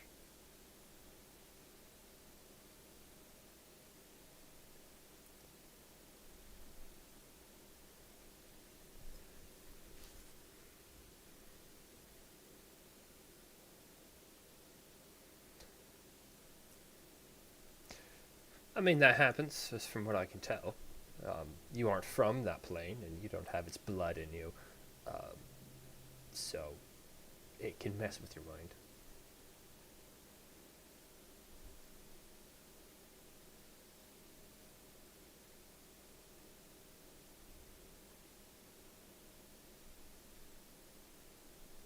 The Elder Grove. The Elder Grove. Stand by while I reread Devon's 5-year-long backstory. So I remember what it is. I don't get this wrong.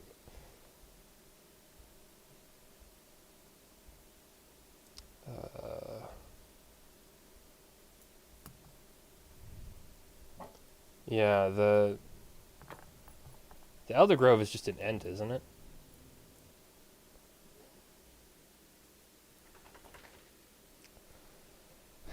The Elder Grove? I haven't met an entity by the name, but sounds like it's probably an ent. Or a Trent. Treant. Treant. I think that's how it's pronounced.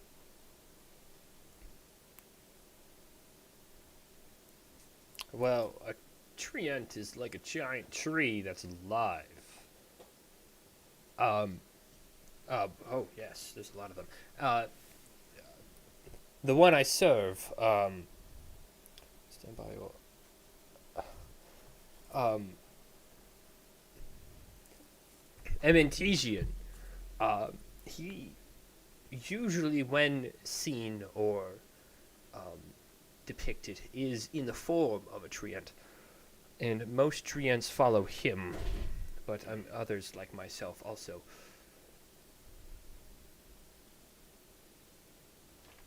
This, and he pats his left shoulder, the symbol of the two acorns, is his symbol, and I am a paladin for him.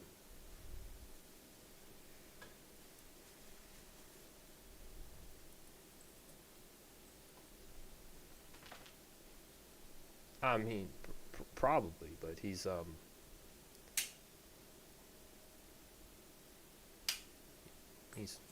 deity. He's everywhere. But his presence is strongest felt in the Feywild. No, of course not. But when I was in the Feywild, I could hear his voice. Here in the Prime Material, I get visions at best. Well, when I was asleep, that's how I learned about the star. He sent me here, and then I asked him where to go, and something about a fallen star.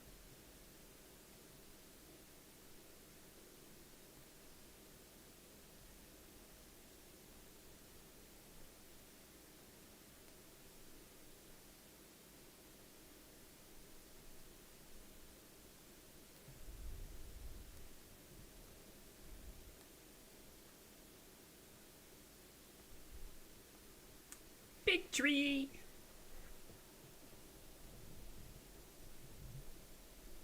Big tree.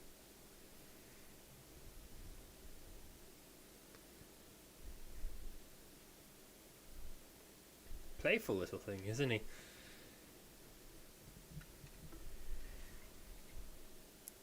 I mean, he's... You befriended him.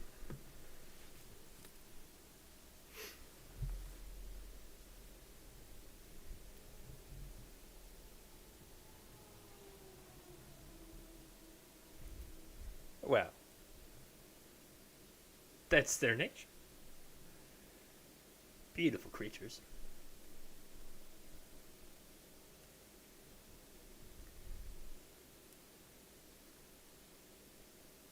Yeah, I'm gonna... Because I don't know off the top of my head. He just names off things that you've never heard of and have no idea what it means, and doesn't really matter. Anyone else have anything they want to add or interject or while we're traveling?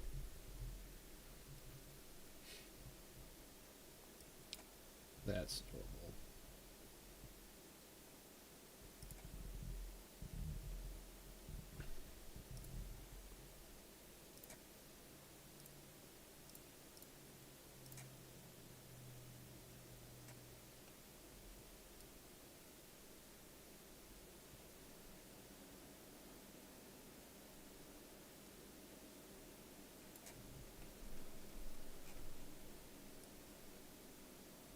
Oh yeah, yeah. This is a huge, weird experience for Caddick.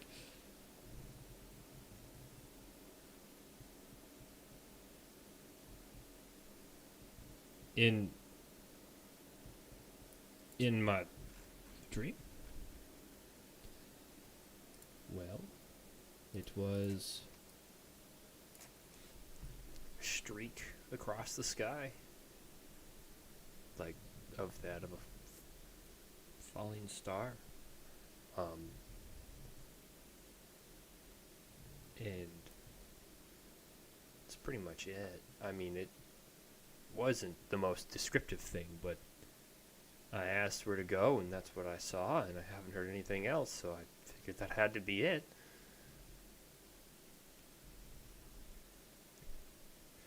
He has, when you guys resume walking, he has resumed his half-elven form, as you noticed how the changeling, his true form is a little unnerving to you guys.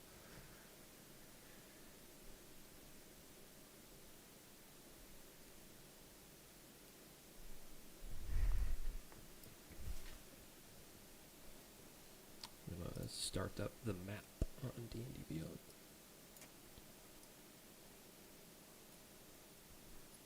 Well, it's easier to visualize it than to have. Try to explain. When there's an actual, it's so much easier to visualize it when there's a visual. It's crazy. Well, I don't want to ruin the surprise. Put effort into this. You guys are traveling through the woods. Yeah, I don't think you would have been able to bring going with you. Yeah. Mm-hmm. Yep.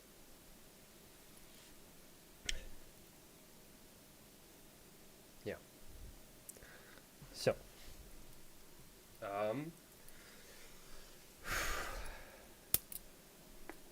he is going to make a couple survivals check to see if we can find it quickly. No.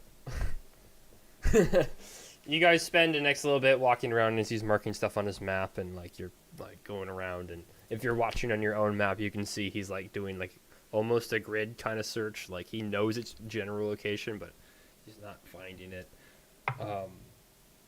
That'll do her. And then he goes, wait a minute. Oh, right over here. And he like takes a turn and he starts walking, and then you can see it. The trees have been crushed down. Something flew through here like on fire, and there's charred trees and like as if they've just exploded outward. And this is definitely an impact zone of some sort.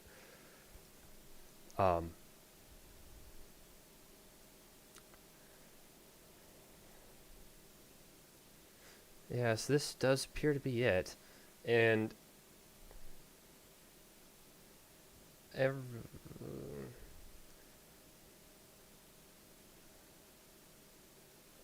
as you guys are walking towards it, you see a couple figures around the top. So there's like a little hill that is obviously where the crater is of its impact. And you can see a couple figures off in the distance around it, but you can't make them out. And they're looking around. And before you can dive out of the way, one of them yells, "Halt! You there! Make yourselves known. Come here."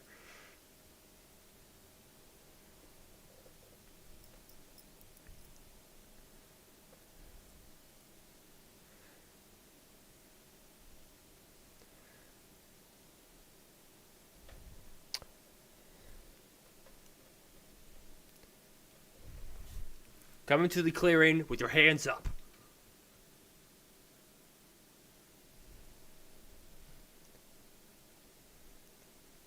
And do you guys go over? Hang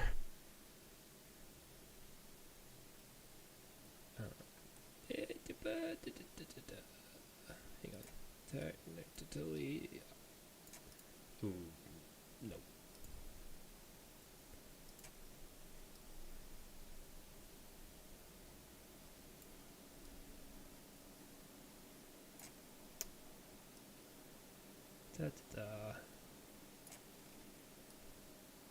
Yeah, it's a hill, and because that's the impact zone.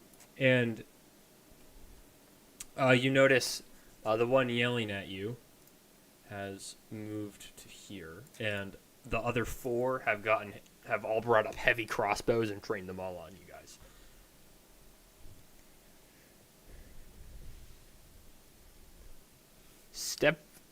The guy draws a long sword in one hand and pulls out a hand crossbow and points it at you guys. Step forward. Come here. All right. Weapons down. Stow it. And they all train their crossbow on you, Caddick. You have 5 crossbows pointed at you right now.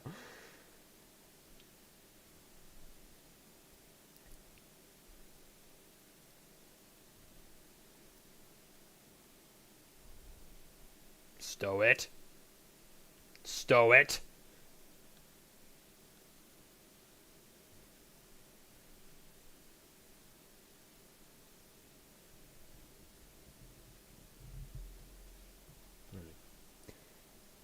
Alright.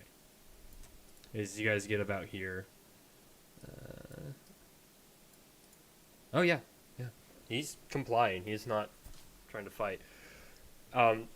All of them with their weapons trained on you. This one steps forward to about here. And he goes, "What are you doing out here? State your business."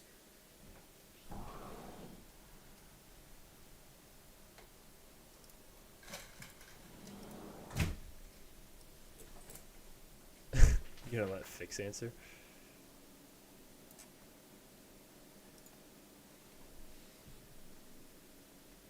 And how did you find out about that? Looked it up on the internet. What? Sorry. A lot of things fall out of the sky a lot of the time, but it always goes unnoticed. How did you find out?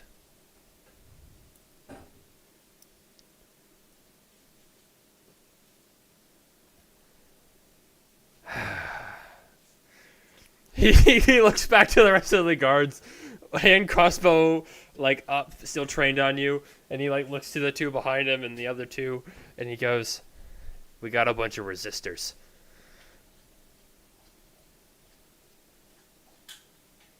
Everybody roll initiative.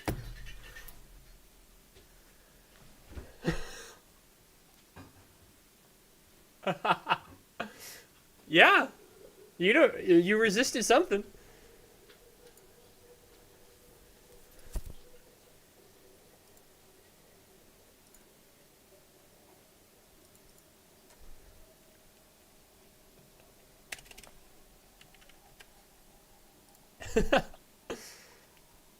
Nick with a 2. There's information you don't know. There's stuff at play that you don't know about.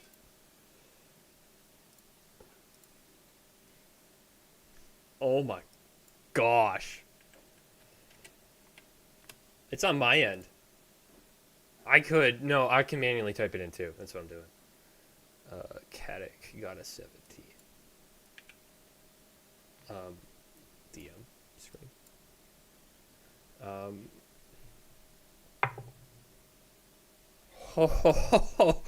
Oh, buddy. I need to add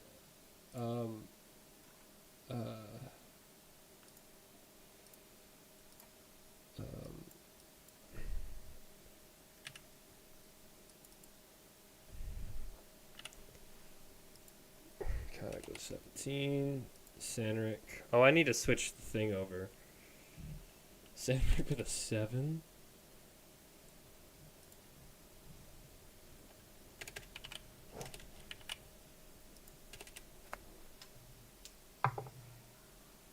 Oh!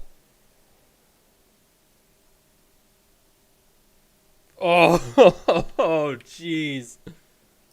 No, hang on, I need to switch the OBS to the other one. Then F11. Okay. Yeah, I have so you can see my rolls because it's kind of cool and I like having that. And I have initiative. Hit start combat. Oh, that's so cool. It just shows them all. That's so neat. Can you guys see the combat stuff?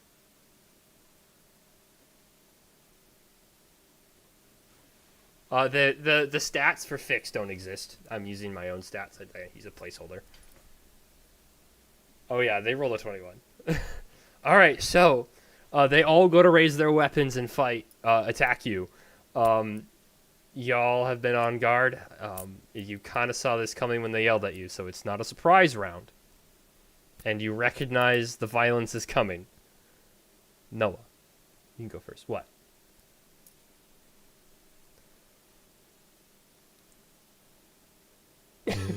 Oh, it does name them! I didn't... Oh, I love that. It's so nice.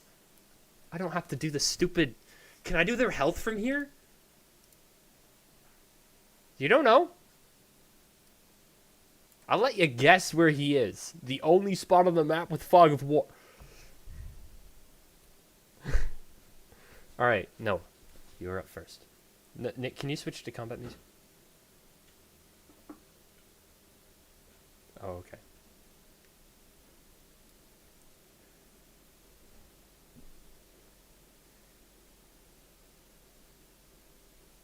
Nah. You go to run, you just, like, seeing it happen and him about to pull the trigger, you go for the quickest thing you have, and it's your hand axe, and you run forward, and he ready for you, just parries it with his long sword, and gets ready to shoot with his hand crossbow. Alright. Ending your turn brings us to all of the guards. 5,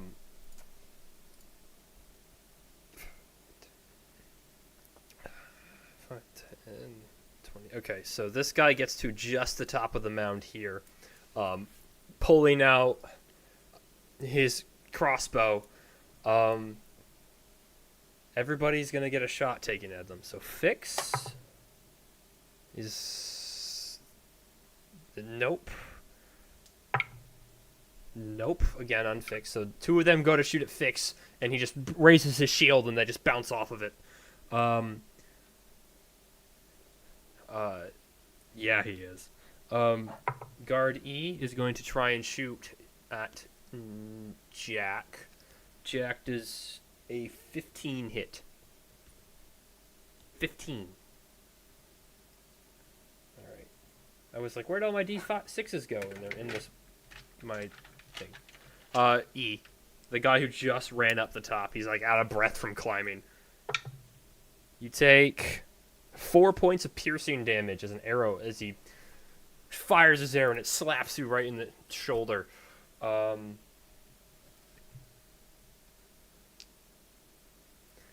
You're not a wizard, you're a warlock. You have more health than a wizard. Guard F is going to try and... He's not even going to shoot you. He's going to try and stab you with his longsword.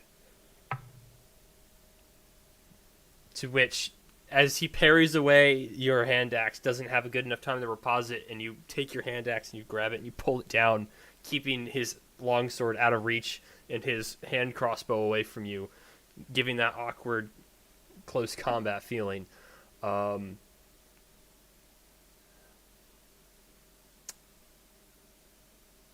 Right, alright, so Caddick. Guard B is going to try and shoot you with a natural 20. Use a luck point. Alright. It still hits for a 23, but it's not natural. You take 4 points of piercing damage as an arrow just barely pierces through your armor into you. And Sanric, the final guy, goes to shoot you with an 8 to hit. Him going to shoot, you just duck down and just become almost invisible to him, and it just right up way above you.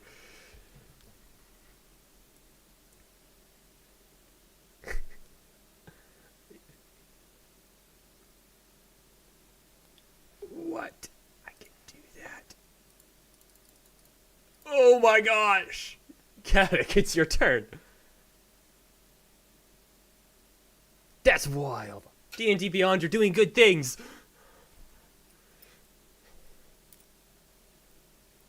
Okay.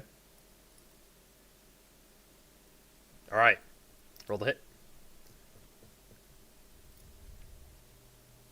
Alright, roll the hit. 11 does not hit.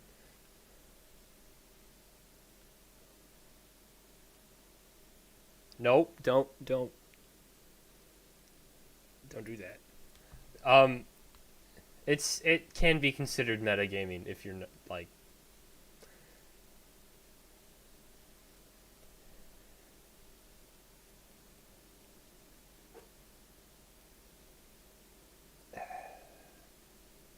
Just I feel like you could just ask, like yell across the battlefield how you're doing, and they can give a response.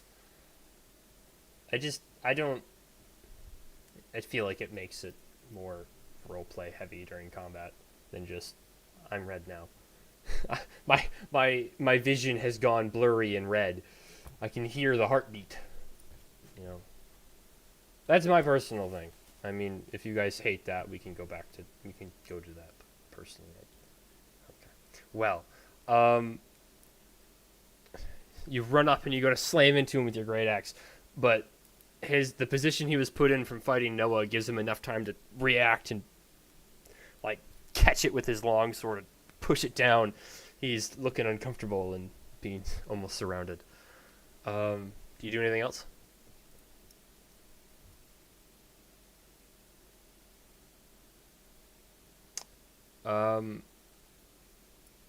You have a second wind which heals you, but all that does is heal you, and you can do it once per short rest. Second wind?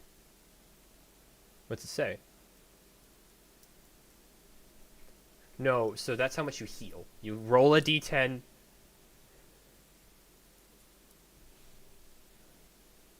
What's the description of second wind say?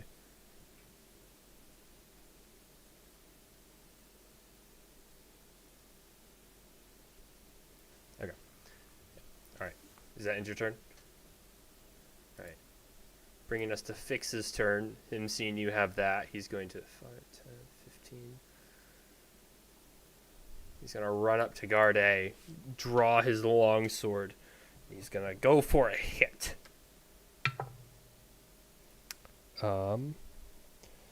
Fix's long sword is a... That's 15 to hit. 15 does not hit. He goes to slam into him with his long sword, and they just in time drop their crossbow and draw their short sword and parry it. Ending Fix's turn. Sanric.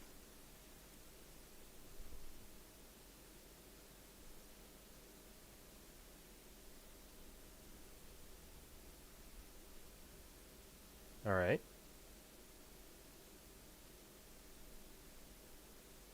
Yeah. Yeah. These are, you recognize their outfits. These are royal guards. Like, these guards work for the kingdom.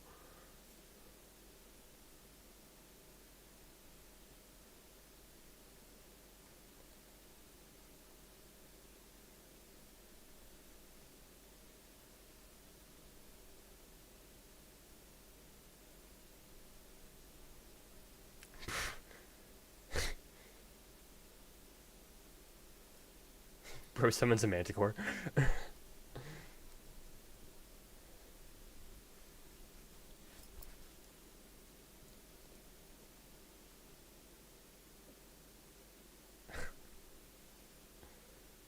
Bat wings.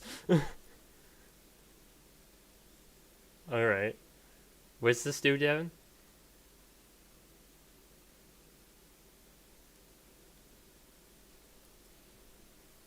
Are you able to add tokens or no?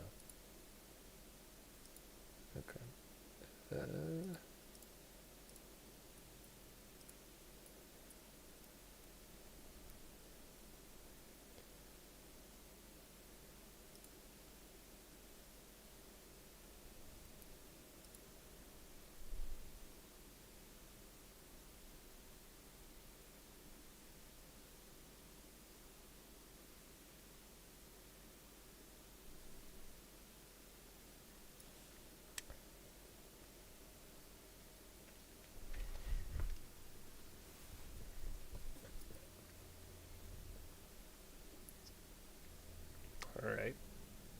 Roll your hits.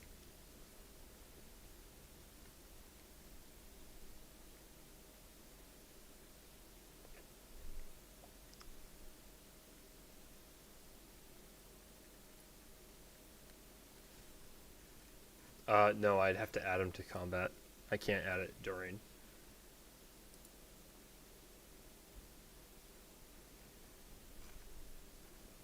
He can just go on your initiative, Nick.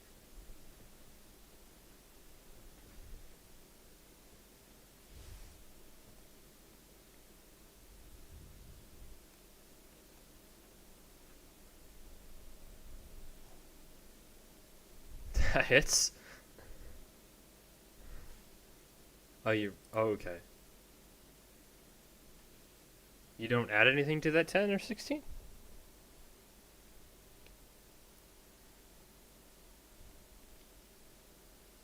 The 15 doesn't hit, the 21 does.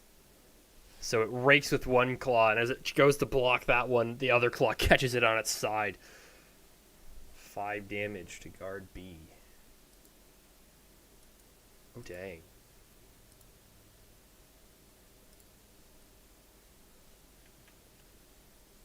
Oh, why did it get rid of that?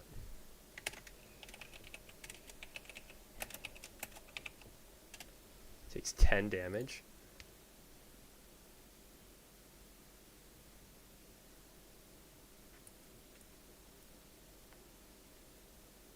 Alright.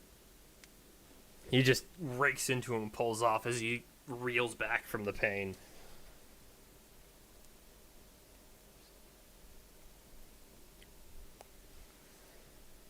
Alright. Alright, ending Samrick's turn. As Samrick does this, you hear Guard F yell, "We have a caster!"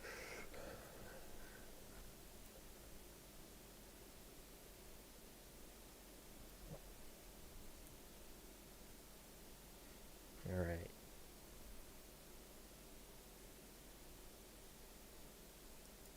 Ending his turn, Jack.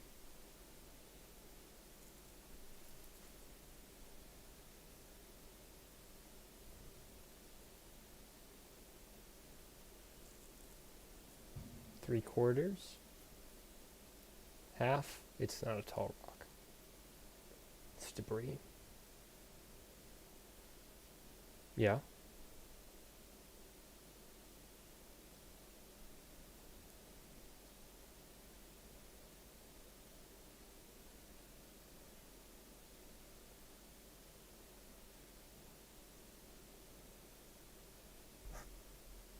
No. He just kind of pushes it away with his foot.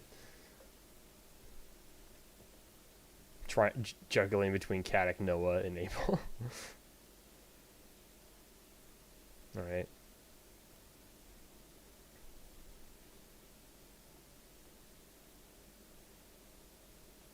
Okay. Alright.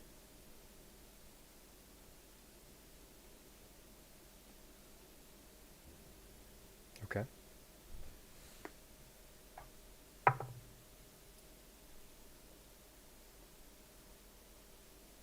He does not. He has a +2.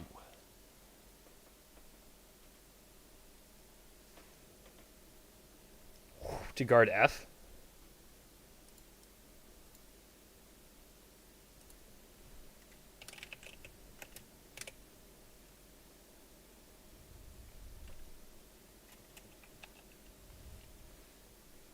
Okay. Well, you are mainly behind that, right?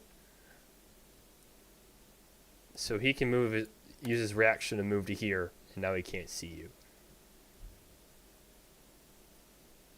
Yeah, that's true. Does he take opportunity attacks from that?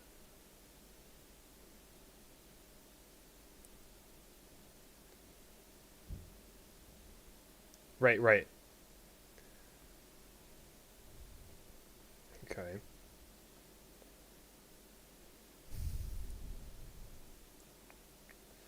That would put him... No, I'm trying to think of the math of running, because this is a hill, so it's difficult terrain going up and down here. 10, 20 or 20 or 15, 20, and then can disappear.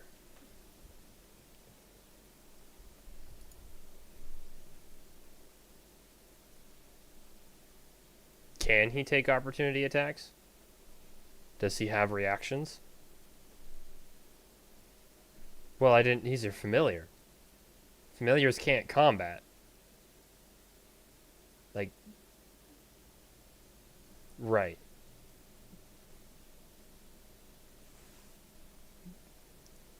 Familiars can't combat unless yours is a special one that has a very specific abilities it can do.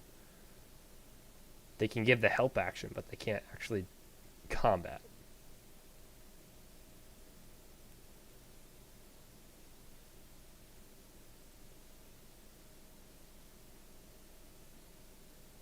Okay. Gotcha. No idea what that means, but alright.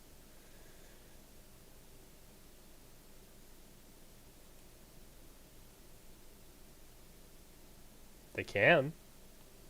I'm not gonna offer it to you every time. You're gonna have to call it.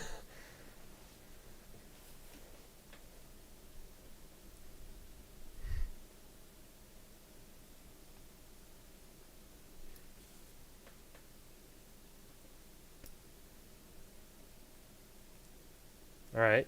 Roll an attack. He just kind of like dodges Noah.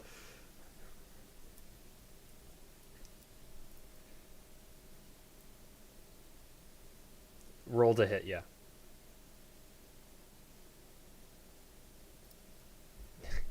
He just like sees Jack, freaks the heck out, and like just jukes all of you guys out, not knowing where he's going, and then just books it back down and slide. You watch him slide down the crater and disappear out of view. Nick, how does Dissonant Whispers work? Is it one and done? All right. Okay. All right. Does that end your turn? All right. Top of the round, Noah.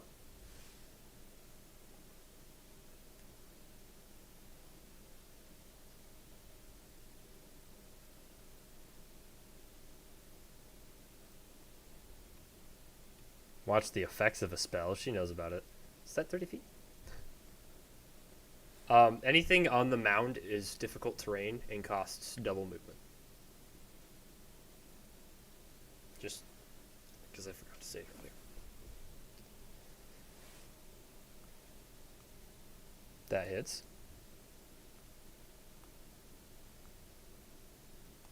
Alright, which guard?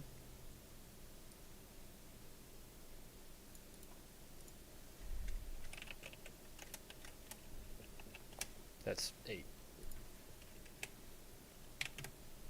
Alright.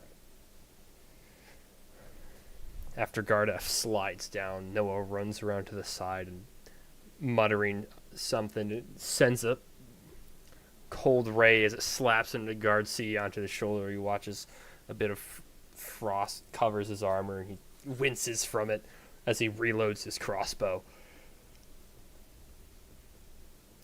Do anything else? Ending your turn brings us to the guards, which I'm just going to up through. Guard A is going to take an attack on Fix with his short sword. He's going to try and cut into Fix, but Fix just takes his shield and bashes it between them, not giving him room to attack. Guard. Is your beast summon like solid? Okay. Alright. Guard B is going to shoot at it. Does it have an armor class? Does a 12 hit?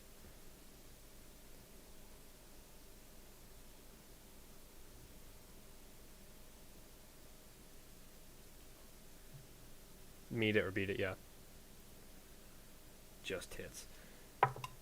Does 4 damage as it loads its crossbow and shoots at it. Freaked out by whatever the heck that is.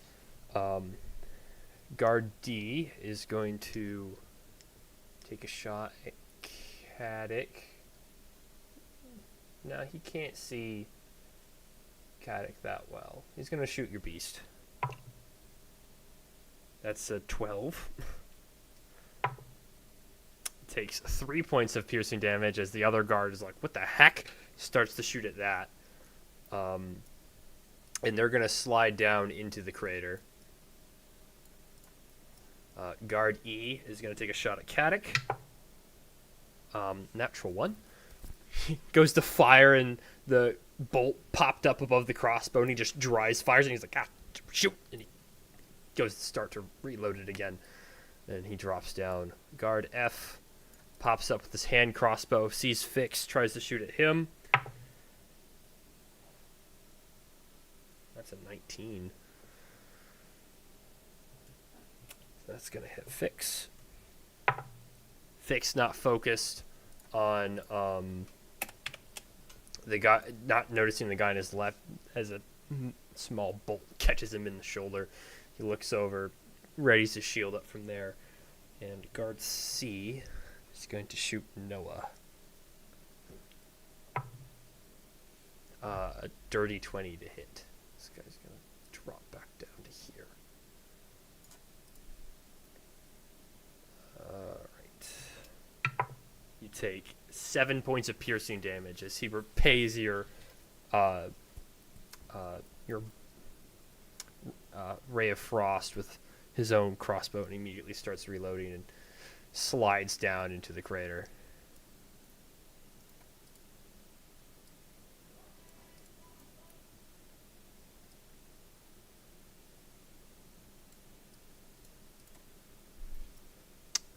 Alright, that ends their turn. Caddick.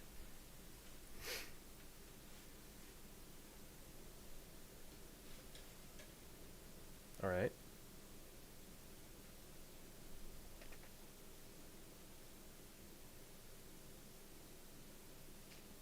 $19 does hit.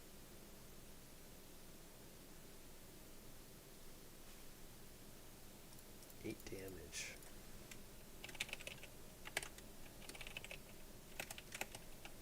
Alright. As all the other guards slide down and go to recover, Guard A doesn't get an opening and is trying to fight Fix, and all of a sudden this hand axe slaps him into the side of the chest, and he's like, what in the... It punctures through his armor. And he's just like short sword in hand, crossbow at the feet, just like, shoot. Alright, you doing anything else? Alright.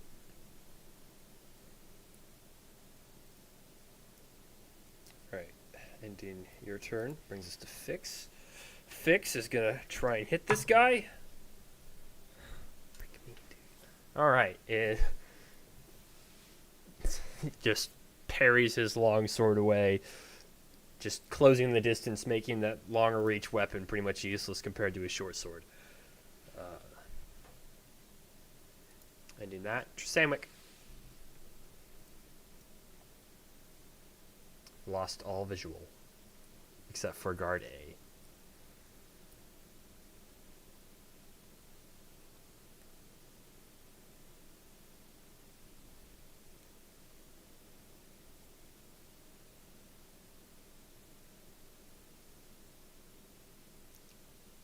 All of the guards slid down except for the guy in front of Fix.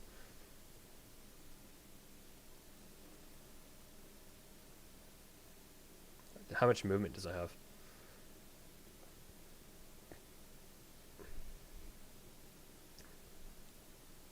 Well, how much movement does it have? How far can it go? Okay, so it wouldn't make it to anything unless it dashed. Oh, well then it can make it to there almost just.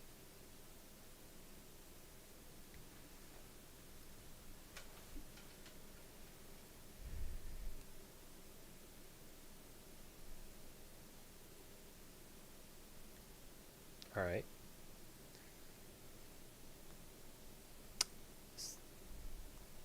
$14 does not hit. You cast the spell, and it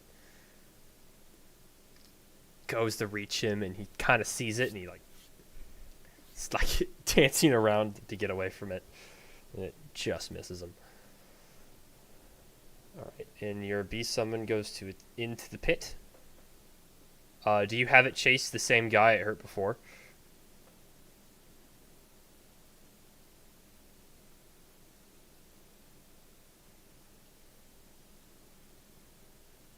All right. Oh.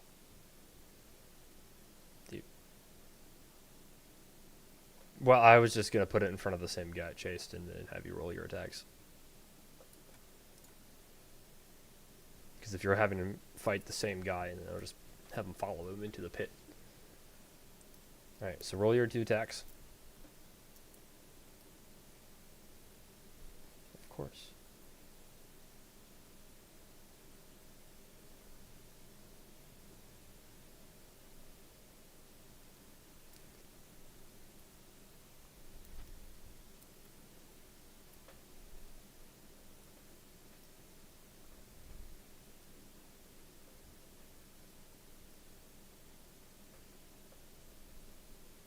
$23 hits.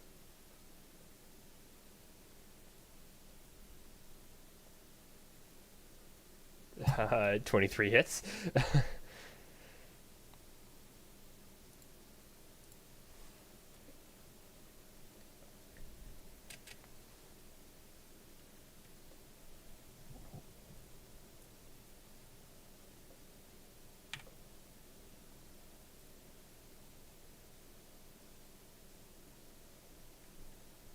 Dang. All right.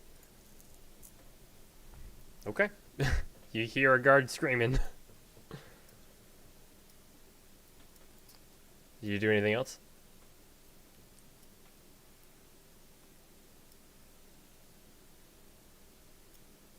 All right. Jack.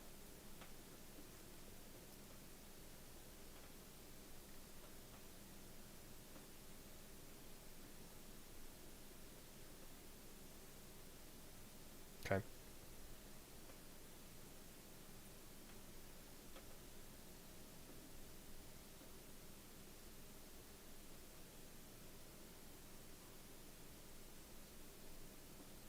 All right. Roll the hit.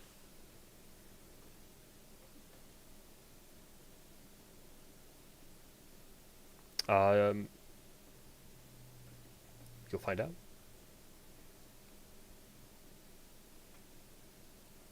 To hit. Misses.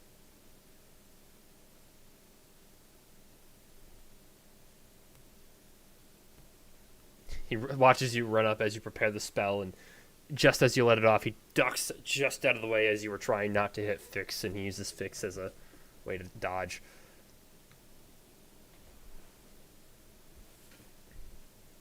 All right. Noah. Okay.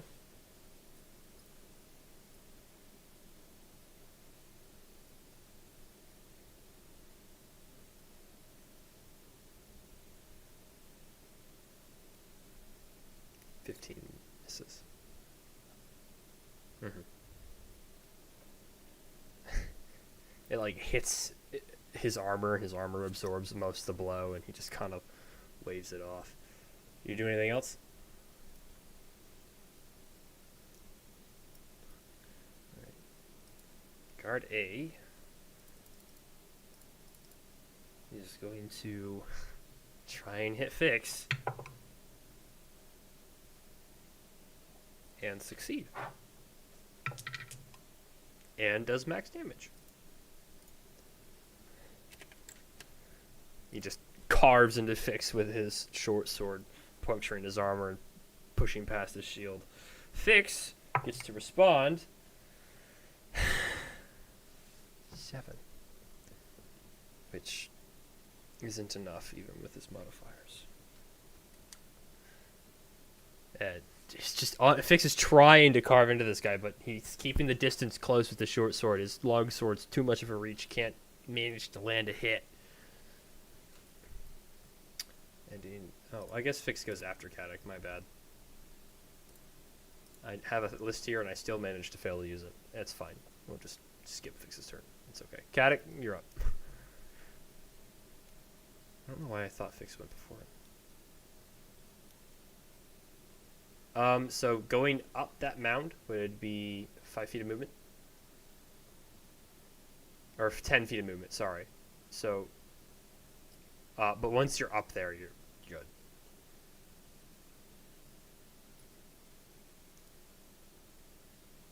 Ten, 20, yeah. You'll have like 5 feet of movement left if you go right, and yeah.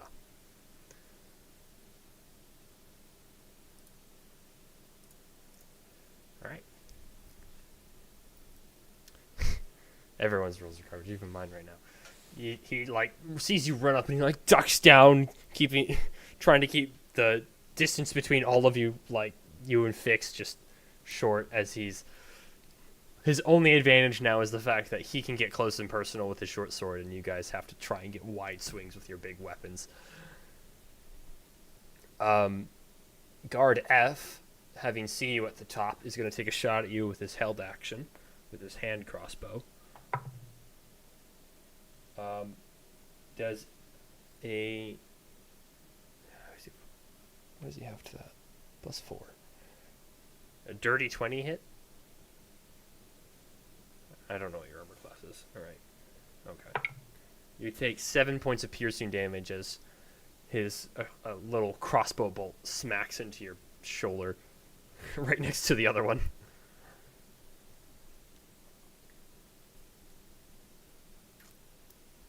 Oh, I forgot to roll for the attack on the beast. I forgot that was down there.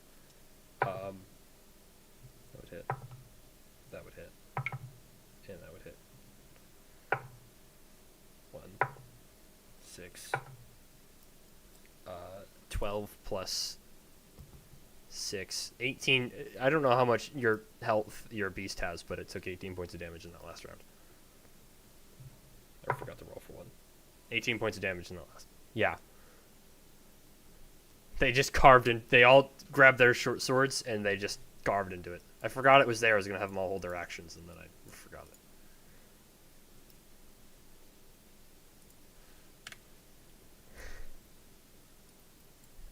All right.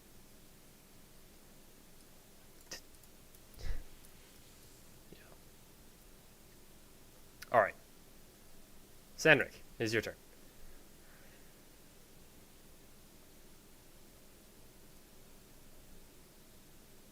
Nope. You have to be in an equal line with... You have to be on top of the mound to be able to see them.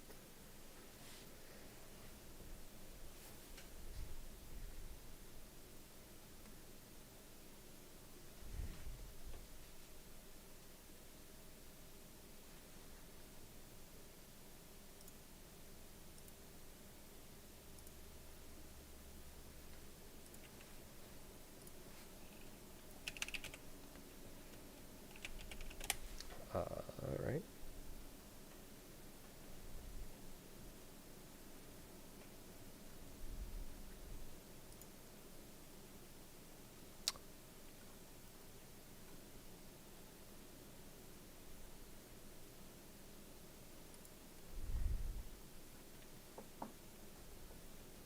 Okay, so you're casting... this is a spell, right? Roll me a percentile. You're not casting a spell?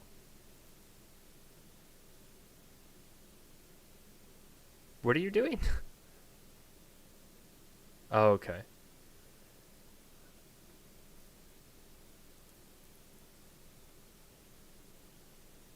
Okay. Alright, that's fine.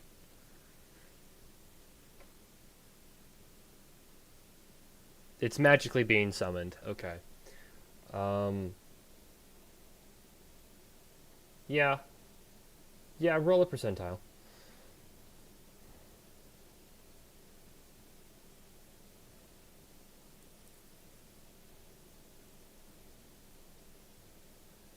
Okay.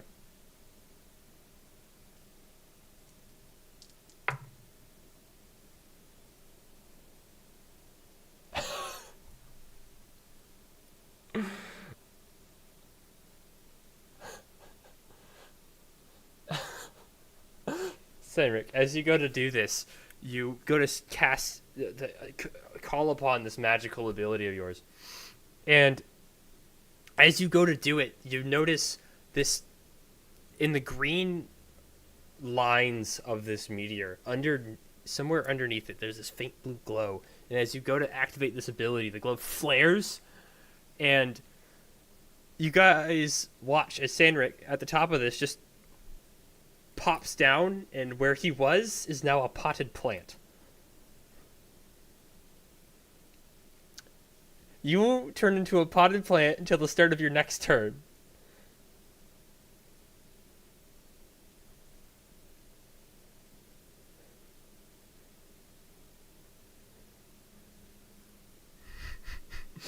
There is a chance you turned into a potted plant. You guys just watch as you just potted plant.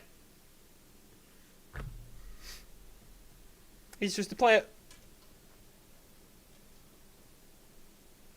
So instead of activating whatever ability you meant to activate, you're now a plant.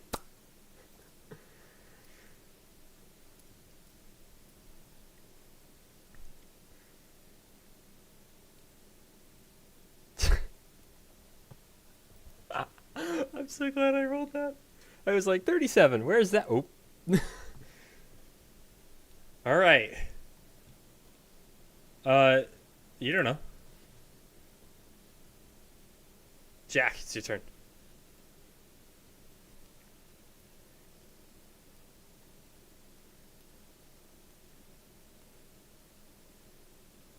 And just about to play. The guards down at the bottom are a little confused.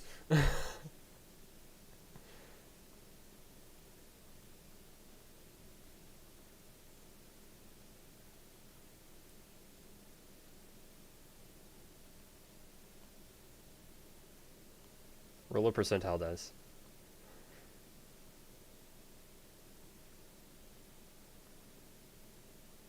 Roll a percentile.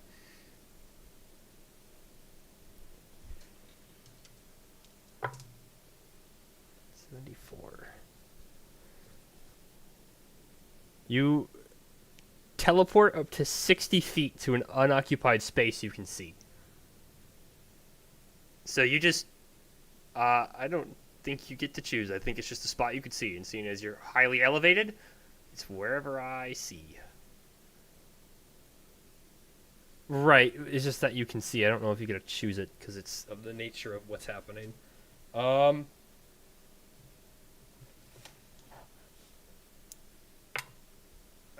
right.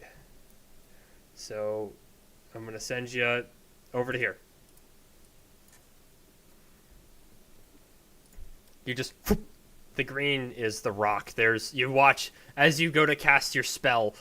The spell is lost, and instead you just... to a different direction, and you watch this little flash underneath the rock as this happens of blue-purple energy. Just the tiny, faintest little image of it. Yes. I'm sorry.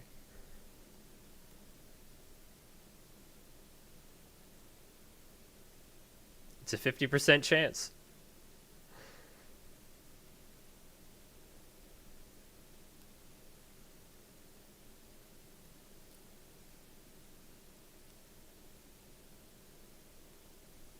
What are you doing? Yeah. Oh, no. This guy is dodging and weaving. He just kind of like pushes Abel away with his foot. Yeah, what did that doing? What the cat doing? All right. Oh, that would be such a wild thing to roll. Sorry, I'm looking at the table. 57 to 60 is crazy. That would be so useful. No, there's some useful things in here. I'm using the new one. So the old one has a chance to cast Fireball on yourself. This one is like, one of them's a chance to resist all damage for the next minute. Another one's you can teleport 20 feet as a bonus action on each of your turns for the next minute. You get a Spectral Shield. Like, you could take an extra action this turn. It's wild. Anyway, yes, Noah, you can go.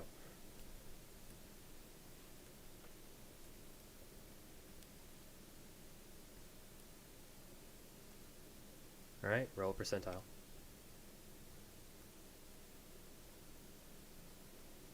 All right, now roll for the spell. This is a ranged spell, so do it at disadvantage. Oh, you just the 15 was your range to hit. Okay, never mind. Roll a percentile. That's okay.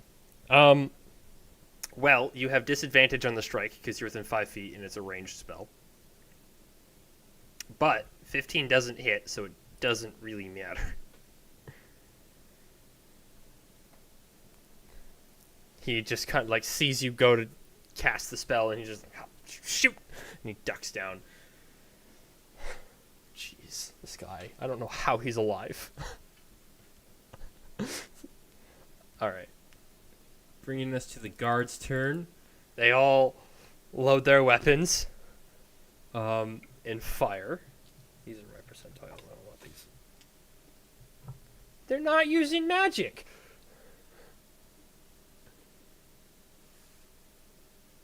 Let's see. We're gonna have 2 shots on Caddick, 2 shots on Fix, and a shot on Noah. So that's not. That's.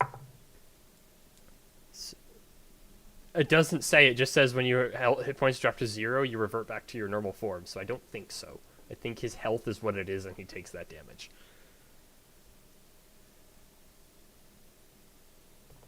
Womp womp. Yeah.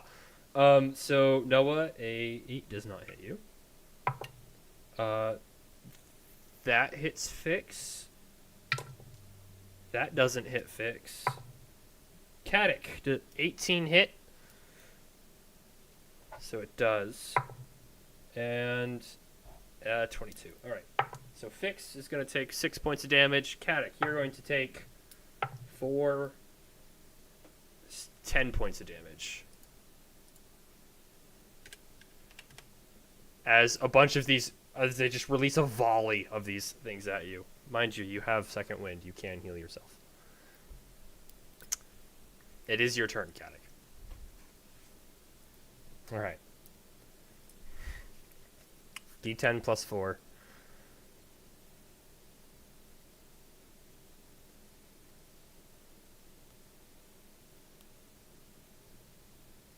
Alright. Heal for 7. Oh, I forgot to have this guy attack.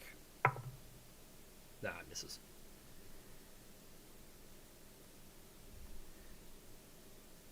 Alright, roll the hit.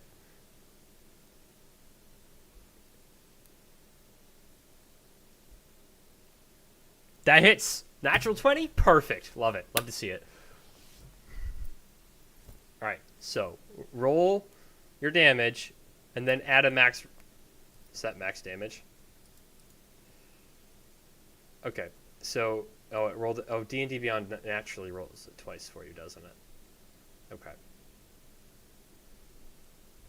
Yeah. So. Right. So the way we do it is you roll your die once, and then you add that to your max damage die. So you would have rolled a d12, added 12, and then your modifier for a crit, just so you have a guaranteed minimum of a crit-like damage. But that's okay because it gave you the 12 anyway. So 22. Yeah, you just run up and you just cleave straight into this guy, slam your axe down, and he was like goes to parry, and you break through his sword with your technically enchanted weapon, and it cuts into him, and he just falls down and falls and like slides and just rolls down the hill. It's not that kind of magic, buddy. Sorry. Yeah. Right. All right. Did you do anything else? That was your action and your bonus action. All right. Fix is going to run down to here, pull out a javelin and throw it at guard F.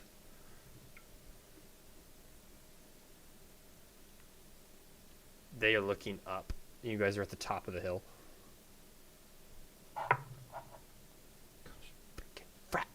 All right, the javelin just goes wide past guard F. I haven't hit it a hit with fix, and it makes me angry. Sanric, as it comes to your turn, you back out of being a plant, very confused like.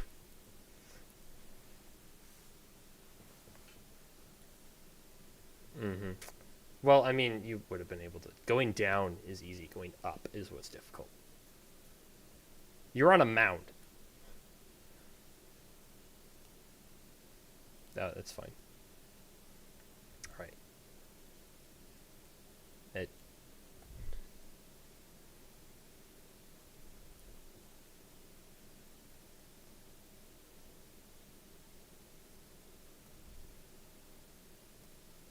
All right. What are you doing?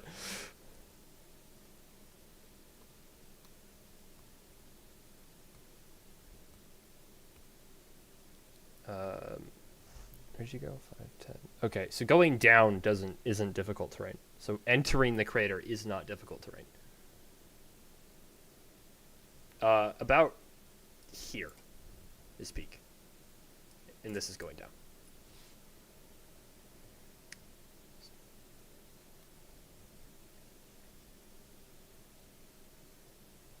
So if you look down there, all the guards are standing at the bottom, and guard F is standing on top of the meteor itself. Longsword and hand crossbow in hands.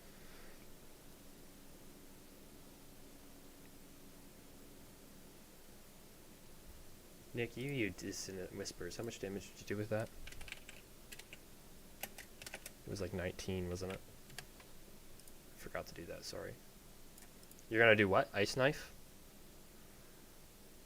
Alright, roll a percentile.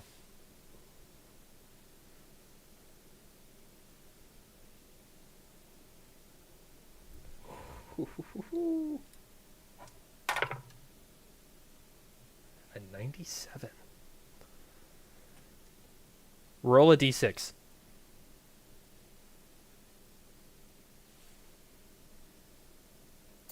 All right. One ally of your choice within 300 feet of you regains their lowest level expended spell slot.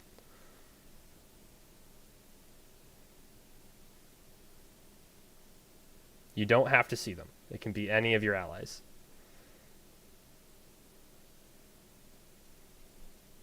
Rip Warlock with 2 spell slots. They're both gone.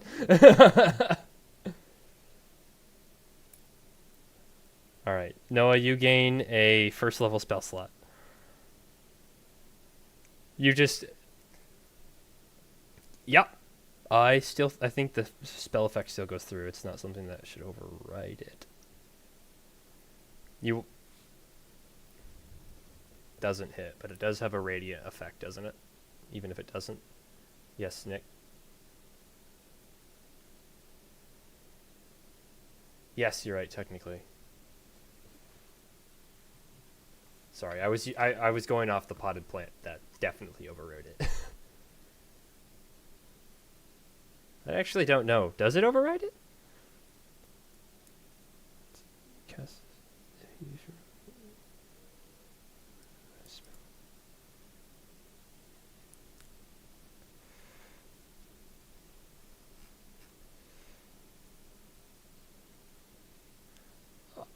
I don't know. The way they changed the way wild magic in D&D works now, and so it's not the same. It doesn't say, because you have control over it, which kind of defeats the purpose now. But as a sorcerer, I'm using its table. But yeah, I'll say your knife goes through. I'll let your bane go through. I'll just say they failed for the sake of me not rolling them. Which ones?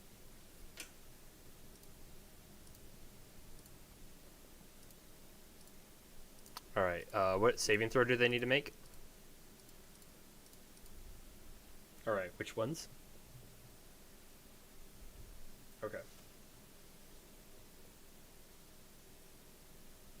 Okay. Well, E failed with a natural 1. B succeeded.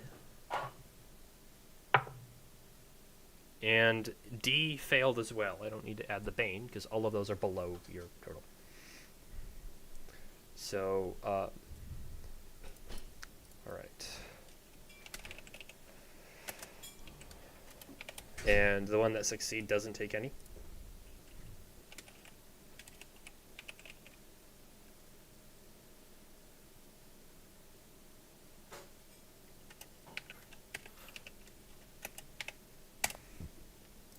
Yep. As your spell would have went to hit, whatever energy was used to go and hit your spot to hit them, was dissipated and shot back behind you, and Noah, you watch this blue-purple energy go and into you and rejuvenate your spell casting ability. All right. Do you do anything else?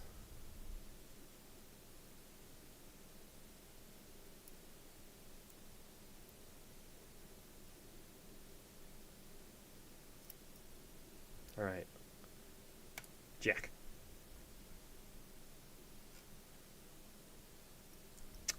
Roll a percentile.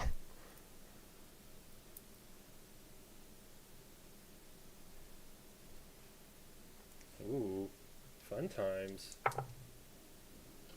56. You can take 1 extra action this turn.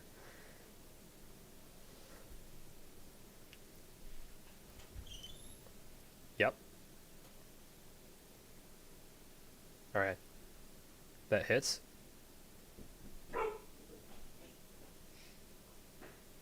Okay. Yeah, he wasn't that high up, so he falls back off of the boulder. He gets up, and as you do this, you feel the Eldritch Blast energy in your hand rejuvenate itself again, as if you're using a semi-auto Eldritch Blast, and you have another one ready to go. No, it's a part of the ability. It's gifted to you from the wild magic. Oh, the only one you. Let's say you can move to here for that.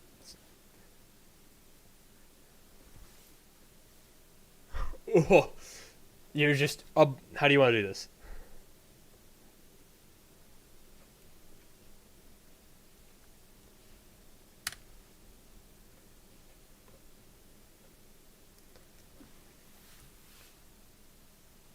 Yeah. So you shoot the guard standing up top, and he falls back, barely stands back up. You duck to the side again, shoot again, and the energy hits him a second time, and he wasn't expecting it, and he goes flying back as he slams into the back of the crater, and his eyes just lull down as he falls over, and he just kind of rolls back down the crater. A lot of broken bones and very dead. The other guards look around like, what the heck was that? Noah, it's your turn.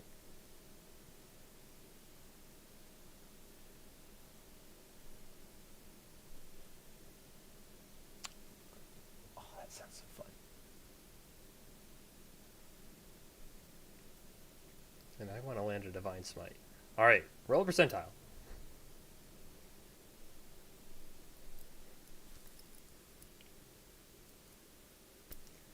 Ooh, fun times. 97. Roll a d6. Yeah, 97 to 100 is what Devin got. That's the same thing. An ally within 300 feet of you regains a spell slot of your choice, of their lowest level. All right. So, all right. And would you roll the hit for your Ray of Sickness?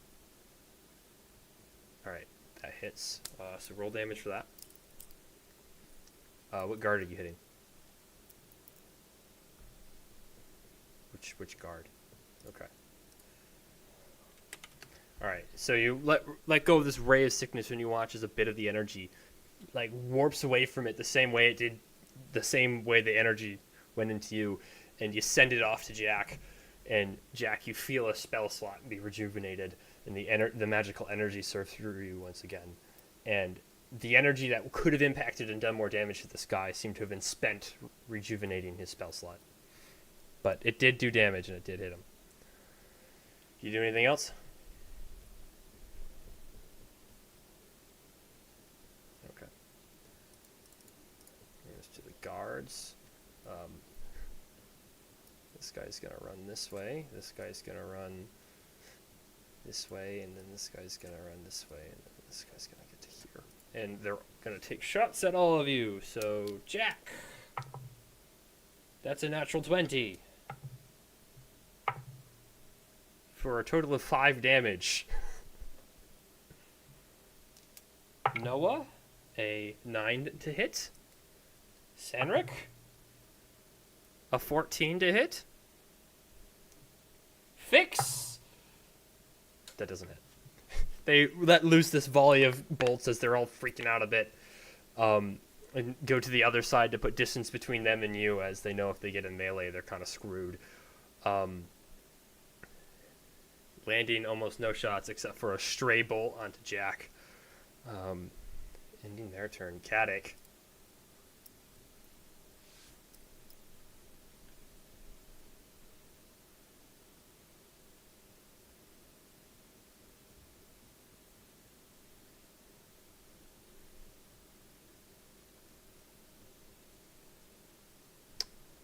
A distance. They are, but also they are on the other side of a pit. You're at the top of the pit. I don't need to explain Pythagoras' theorem to you, do I? No, I was just, if you jumped, it would close the distance, because it is an option. Or just, you don't have to. I'm not telling you to. He's too big for that. And he's the strongest one there. He can't throw himself. That requires much. Alright, what are you doing? Okay. Yeah, full sprint and a jump could put you pretty much right there. But that's your full movement. Alright. Roll the hit.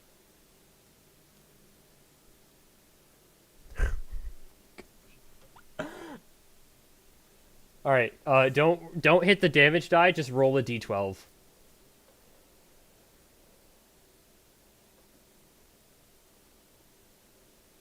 Right?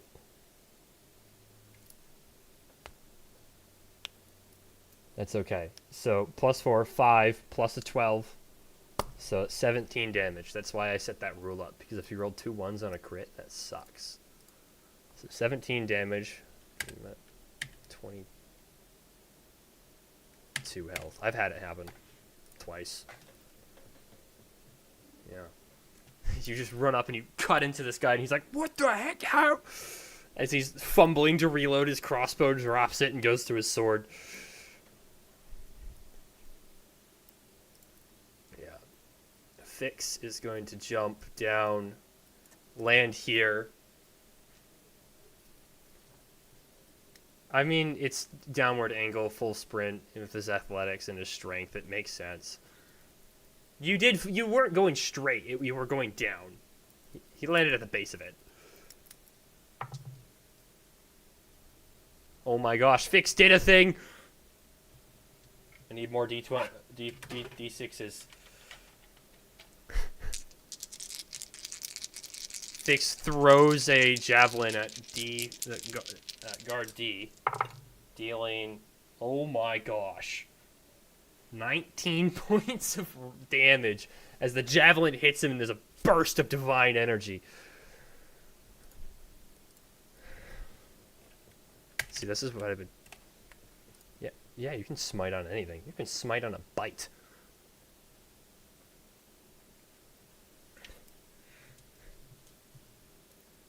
Yeah, paladins are crazy, bro.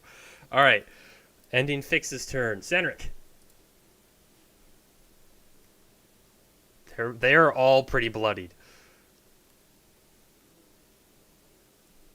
Except for C. Jack, roll a Constitution saving throw for a concentration check. You're bleeding. because he took damage.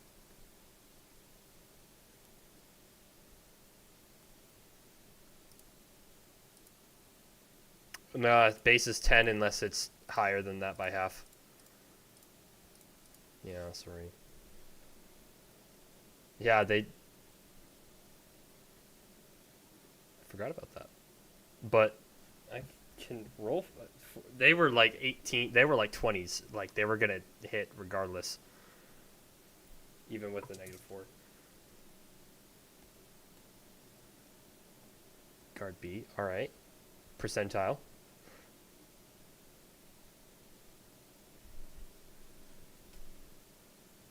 Ooh, just enough. Any lower and it wouldn't have happened. 37. Back into a potted plant. I think when I rolled the first time, Severick goes to cast the spell and he does it again. Back into a plant. He just watches he's just this plant appears floating where he was and just lands on the ground.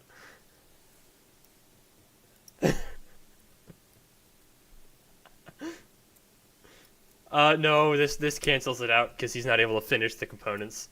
This is the spell turning him into a plant. Alright, Jack.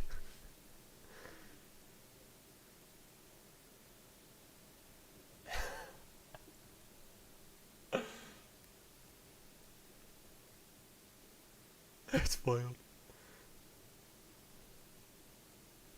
Dissonant Whispers. Percentile, please. Roll high. Let's go. 32. You have resistance to all nope, wrong one. That's the one just above it. That's a 33 or higher, sorry. The next time you cast a spell that deals damage within the next minute, it does max damage.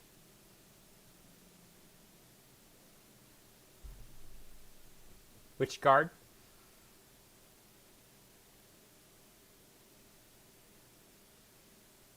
Guard B. Alright, what's the save that he has to make?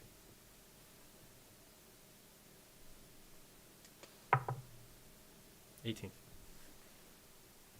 Plus 2. 20. Alright, well, it's max damage.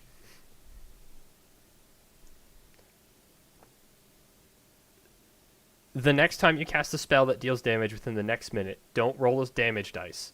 Instead, use the highest number possible for each damage die. He's dead. He has 10 health left. He just, like, stops, and you just, this surge of magic around him, and even though he hunkers down, it just, you watch as his blood trails from his eyes and his ears as he just falls back from the amount of psychic damage, I think is what it is, that he took. You didn't mean to cast it as strong, but it did. Alright. What have I become? Alright, does that end your turn? It's just, without effort, yeah. Noah. Devin, no. Noah, it's your turn.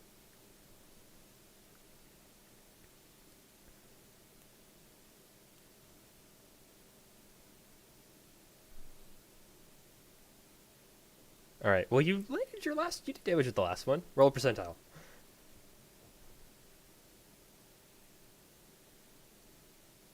Cantrips be like. Alright, roll the hit. Oh, it's a whole spell? I'm so sorry. 16 just hits. Roll damage. There you go. You release the spell, waiting for an effect to happen, and nothing happens, and it slams into him. The poison damage seeming to seep in as he's starting to cough. Did a decent chunk to him. They're all bloodied now. Does that end your turn? Alright. Caddick, the guy in front of you, is going to swipe at you. Natural 1, he's going to fail. Natural 20 on Fix. With a 7 and a 9 damage. Ooh, fixes. And then a shot on Noah for a total of 8. It's like, I'm doing great. My NPCs are really good at killing each other. Except for they're not, because Fix has landed a hit once. Alright, Caddick. Alright, these guys are going to back up. It's your turn.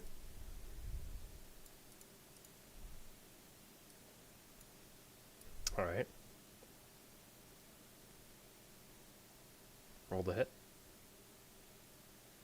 Parries it off with a short sword, keeping that distance like that other guy, making sure you don't get a good swing in. They know how to fight. Yeah, well, I mean, they had a nat 1 against him, so, I mean, he's doing really good. Alright, Fix. Fix grabs the javelin. Hey, that hits. Oh, yeah. 24 just erupts in a radiant flame as the javelin hits him and poof, explodes. Fix is level...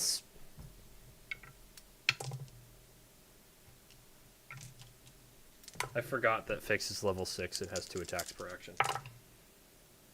Okay, 19 also explodes in a radiant flame. From another javelin. I think he has 1 javelin left. Nope, that was his 4th javelin. He's out. All right, Sandrick, you are no longer a plant. What are you doing?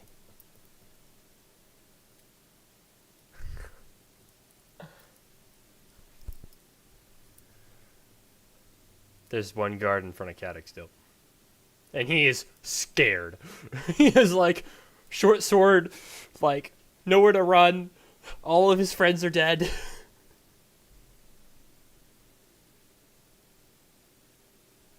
You can roll a percentile check and find out.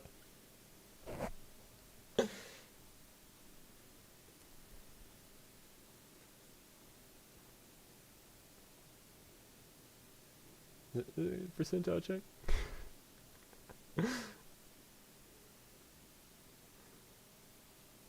Yeah. You're like, come on, come on. It worked! It worked!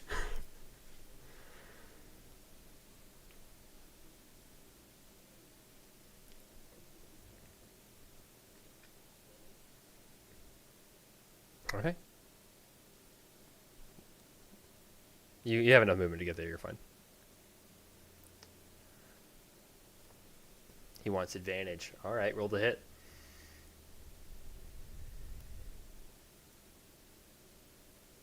.22 hits. Alright, roll damage. How do you want to do this?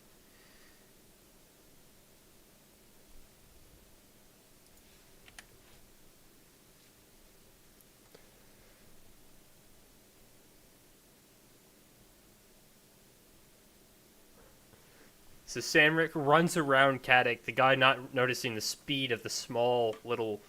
What are you, a halfling? A small halfling that runs past him, doesn't have time to react, as you take your staff and you just smack his ankle in like it's a golf ball.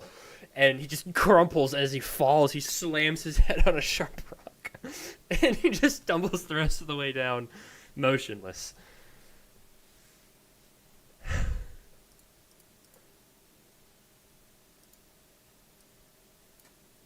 Yes, Noah, combat is over. Fix is just sitting there, like, taking in a breath. He inhales a bit. Jeez, what is his total health? Oh, he's not bloodied yet. He's fine.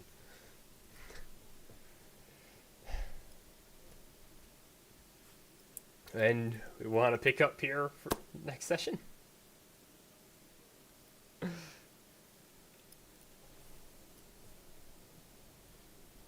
Okay. All right. So, we aren't going to need the map Next session, adults. Well, I don't know. We're not going to need this map specifically. All right. Come next session, level 5 prepared. You will get it after your next long rest. For those who have nice fancy classes, when you hit level 5, you get 2 attacks per action. Caddick. So you'll be able to attack twice in one turn. And when you action surge, you can attack another 2 times with that action surge.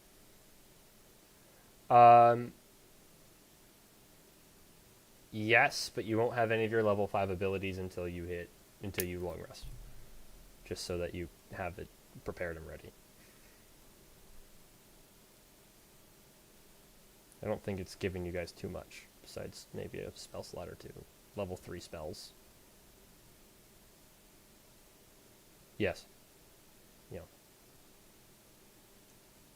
You get your second attack per action.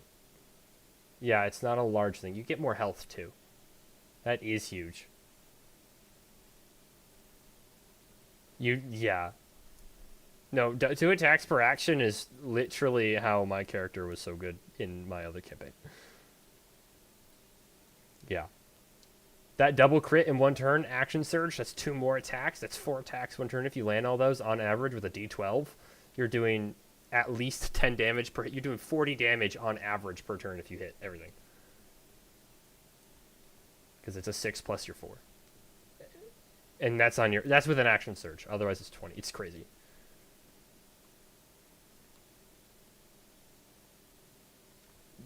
Before that, let's comments things.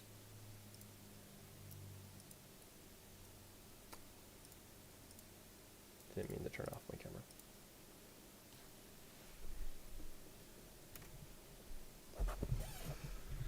Okay. I mean, combat's always going to be long.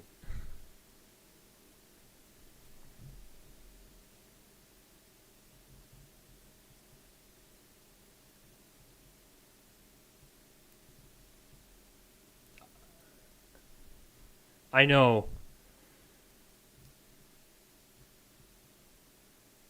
You do realize half the background that you pried out of him was background I gave him in case you pried it out of him, but he wasn't going to tell you any of that unless you, like, dug or something came up. Like, I didn't expect you all to be like, I have magic in front of him. He wasn't ever going to tell you anything about him being a changeling. That was not going to happen.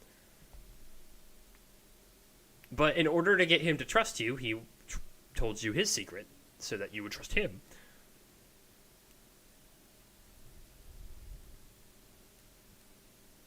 Also, I kind of wanted you to follow the side quest, and the only way to get you to follow the side quest is if he had a reason for you to... Yeah.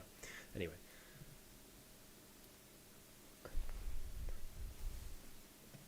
I've been trying to add, like, random things that pop up, but, like, it's kind of hard when I can't even follow.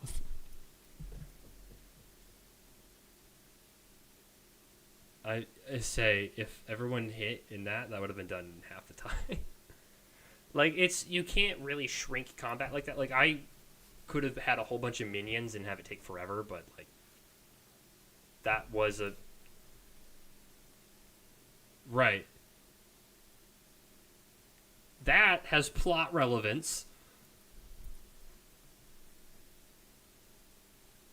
32. 32. I think it's like 30 to 32 on the Wild Magic table does that.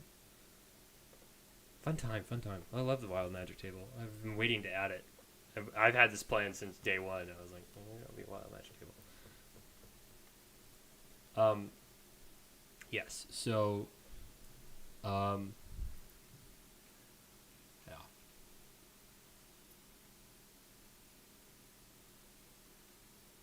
yeah. Yeah, no, as long as, if everyone else have anything else to say, then no. Yeah, it's not that important.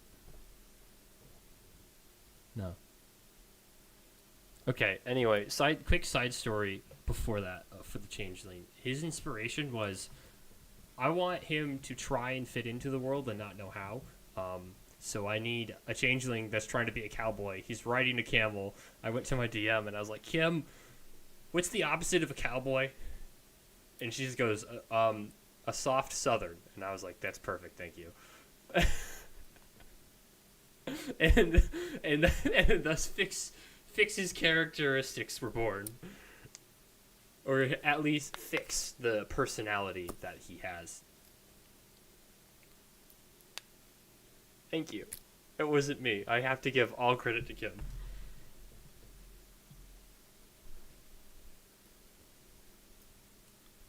Right? And he was going for like, well, cowboys are like a rough southern kind of, and like he, as you noted with his lingo being weird, that was on purpose.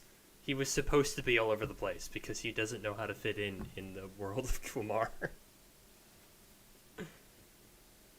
And that was, I wasn't expecting a heavy questioning like that, but it worked. It was fine. It was perfect.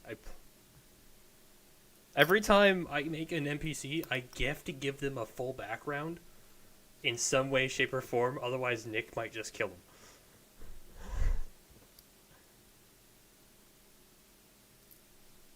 Oh, I haven't read Mind Pals yet. I must think my family is correct. He might be a cleric or a paladin. Pretty right, he was a paladin. Yeah. Yeah. We're gonna pick up from here next session. I will adjust my notes later. I'm also going to go because I have not been sleeping. I'm sorry, Devin. Devin, send it in Guildhall. Actually, don't send it to Guildhall. So send it to Bard Corner.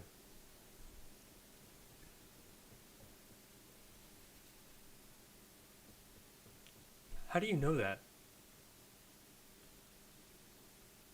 I'm leaving.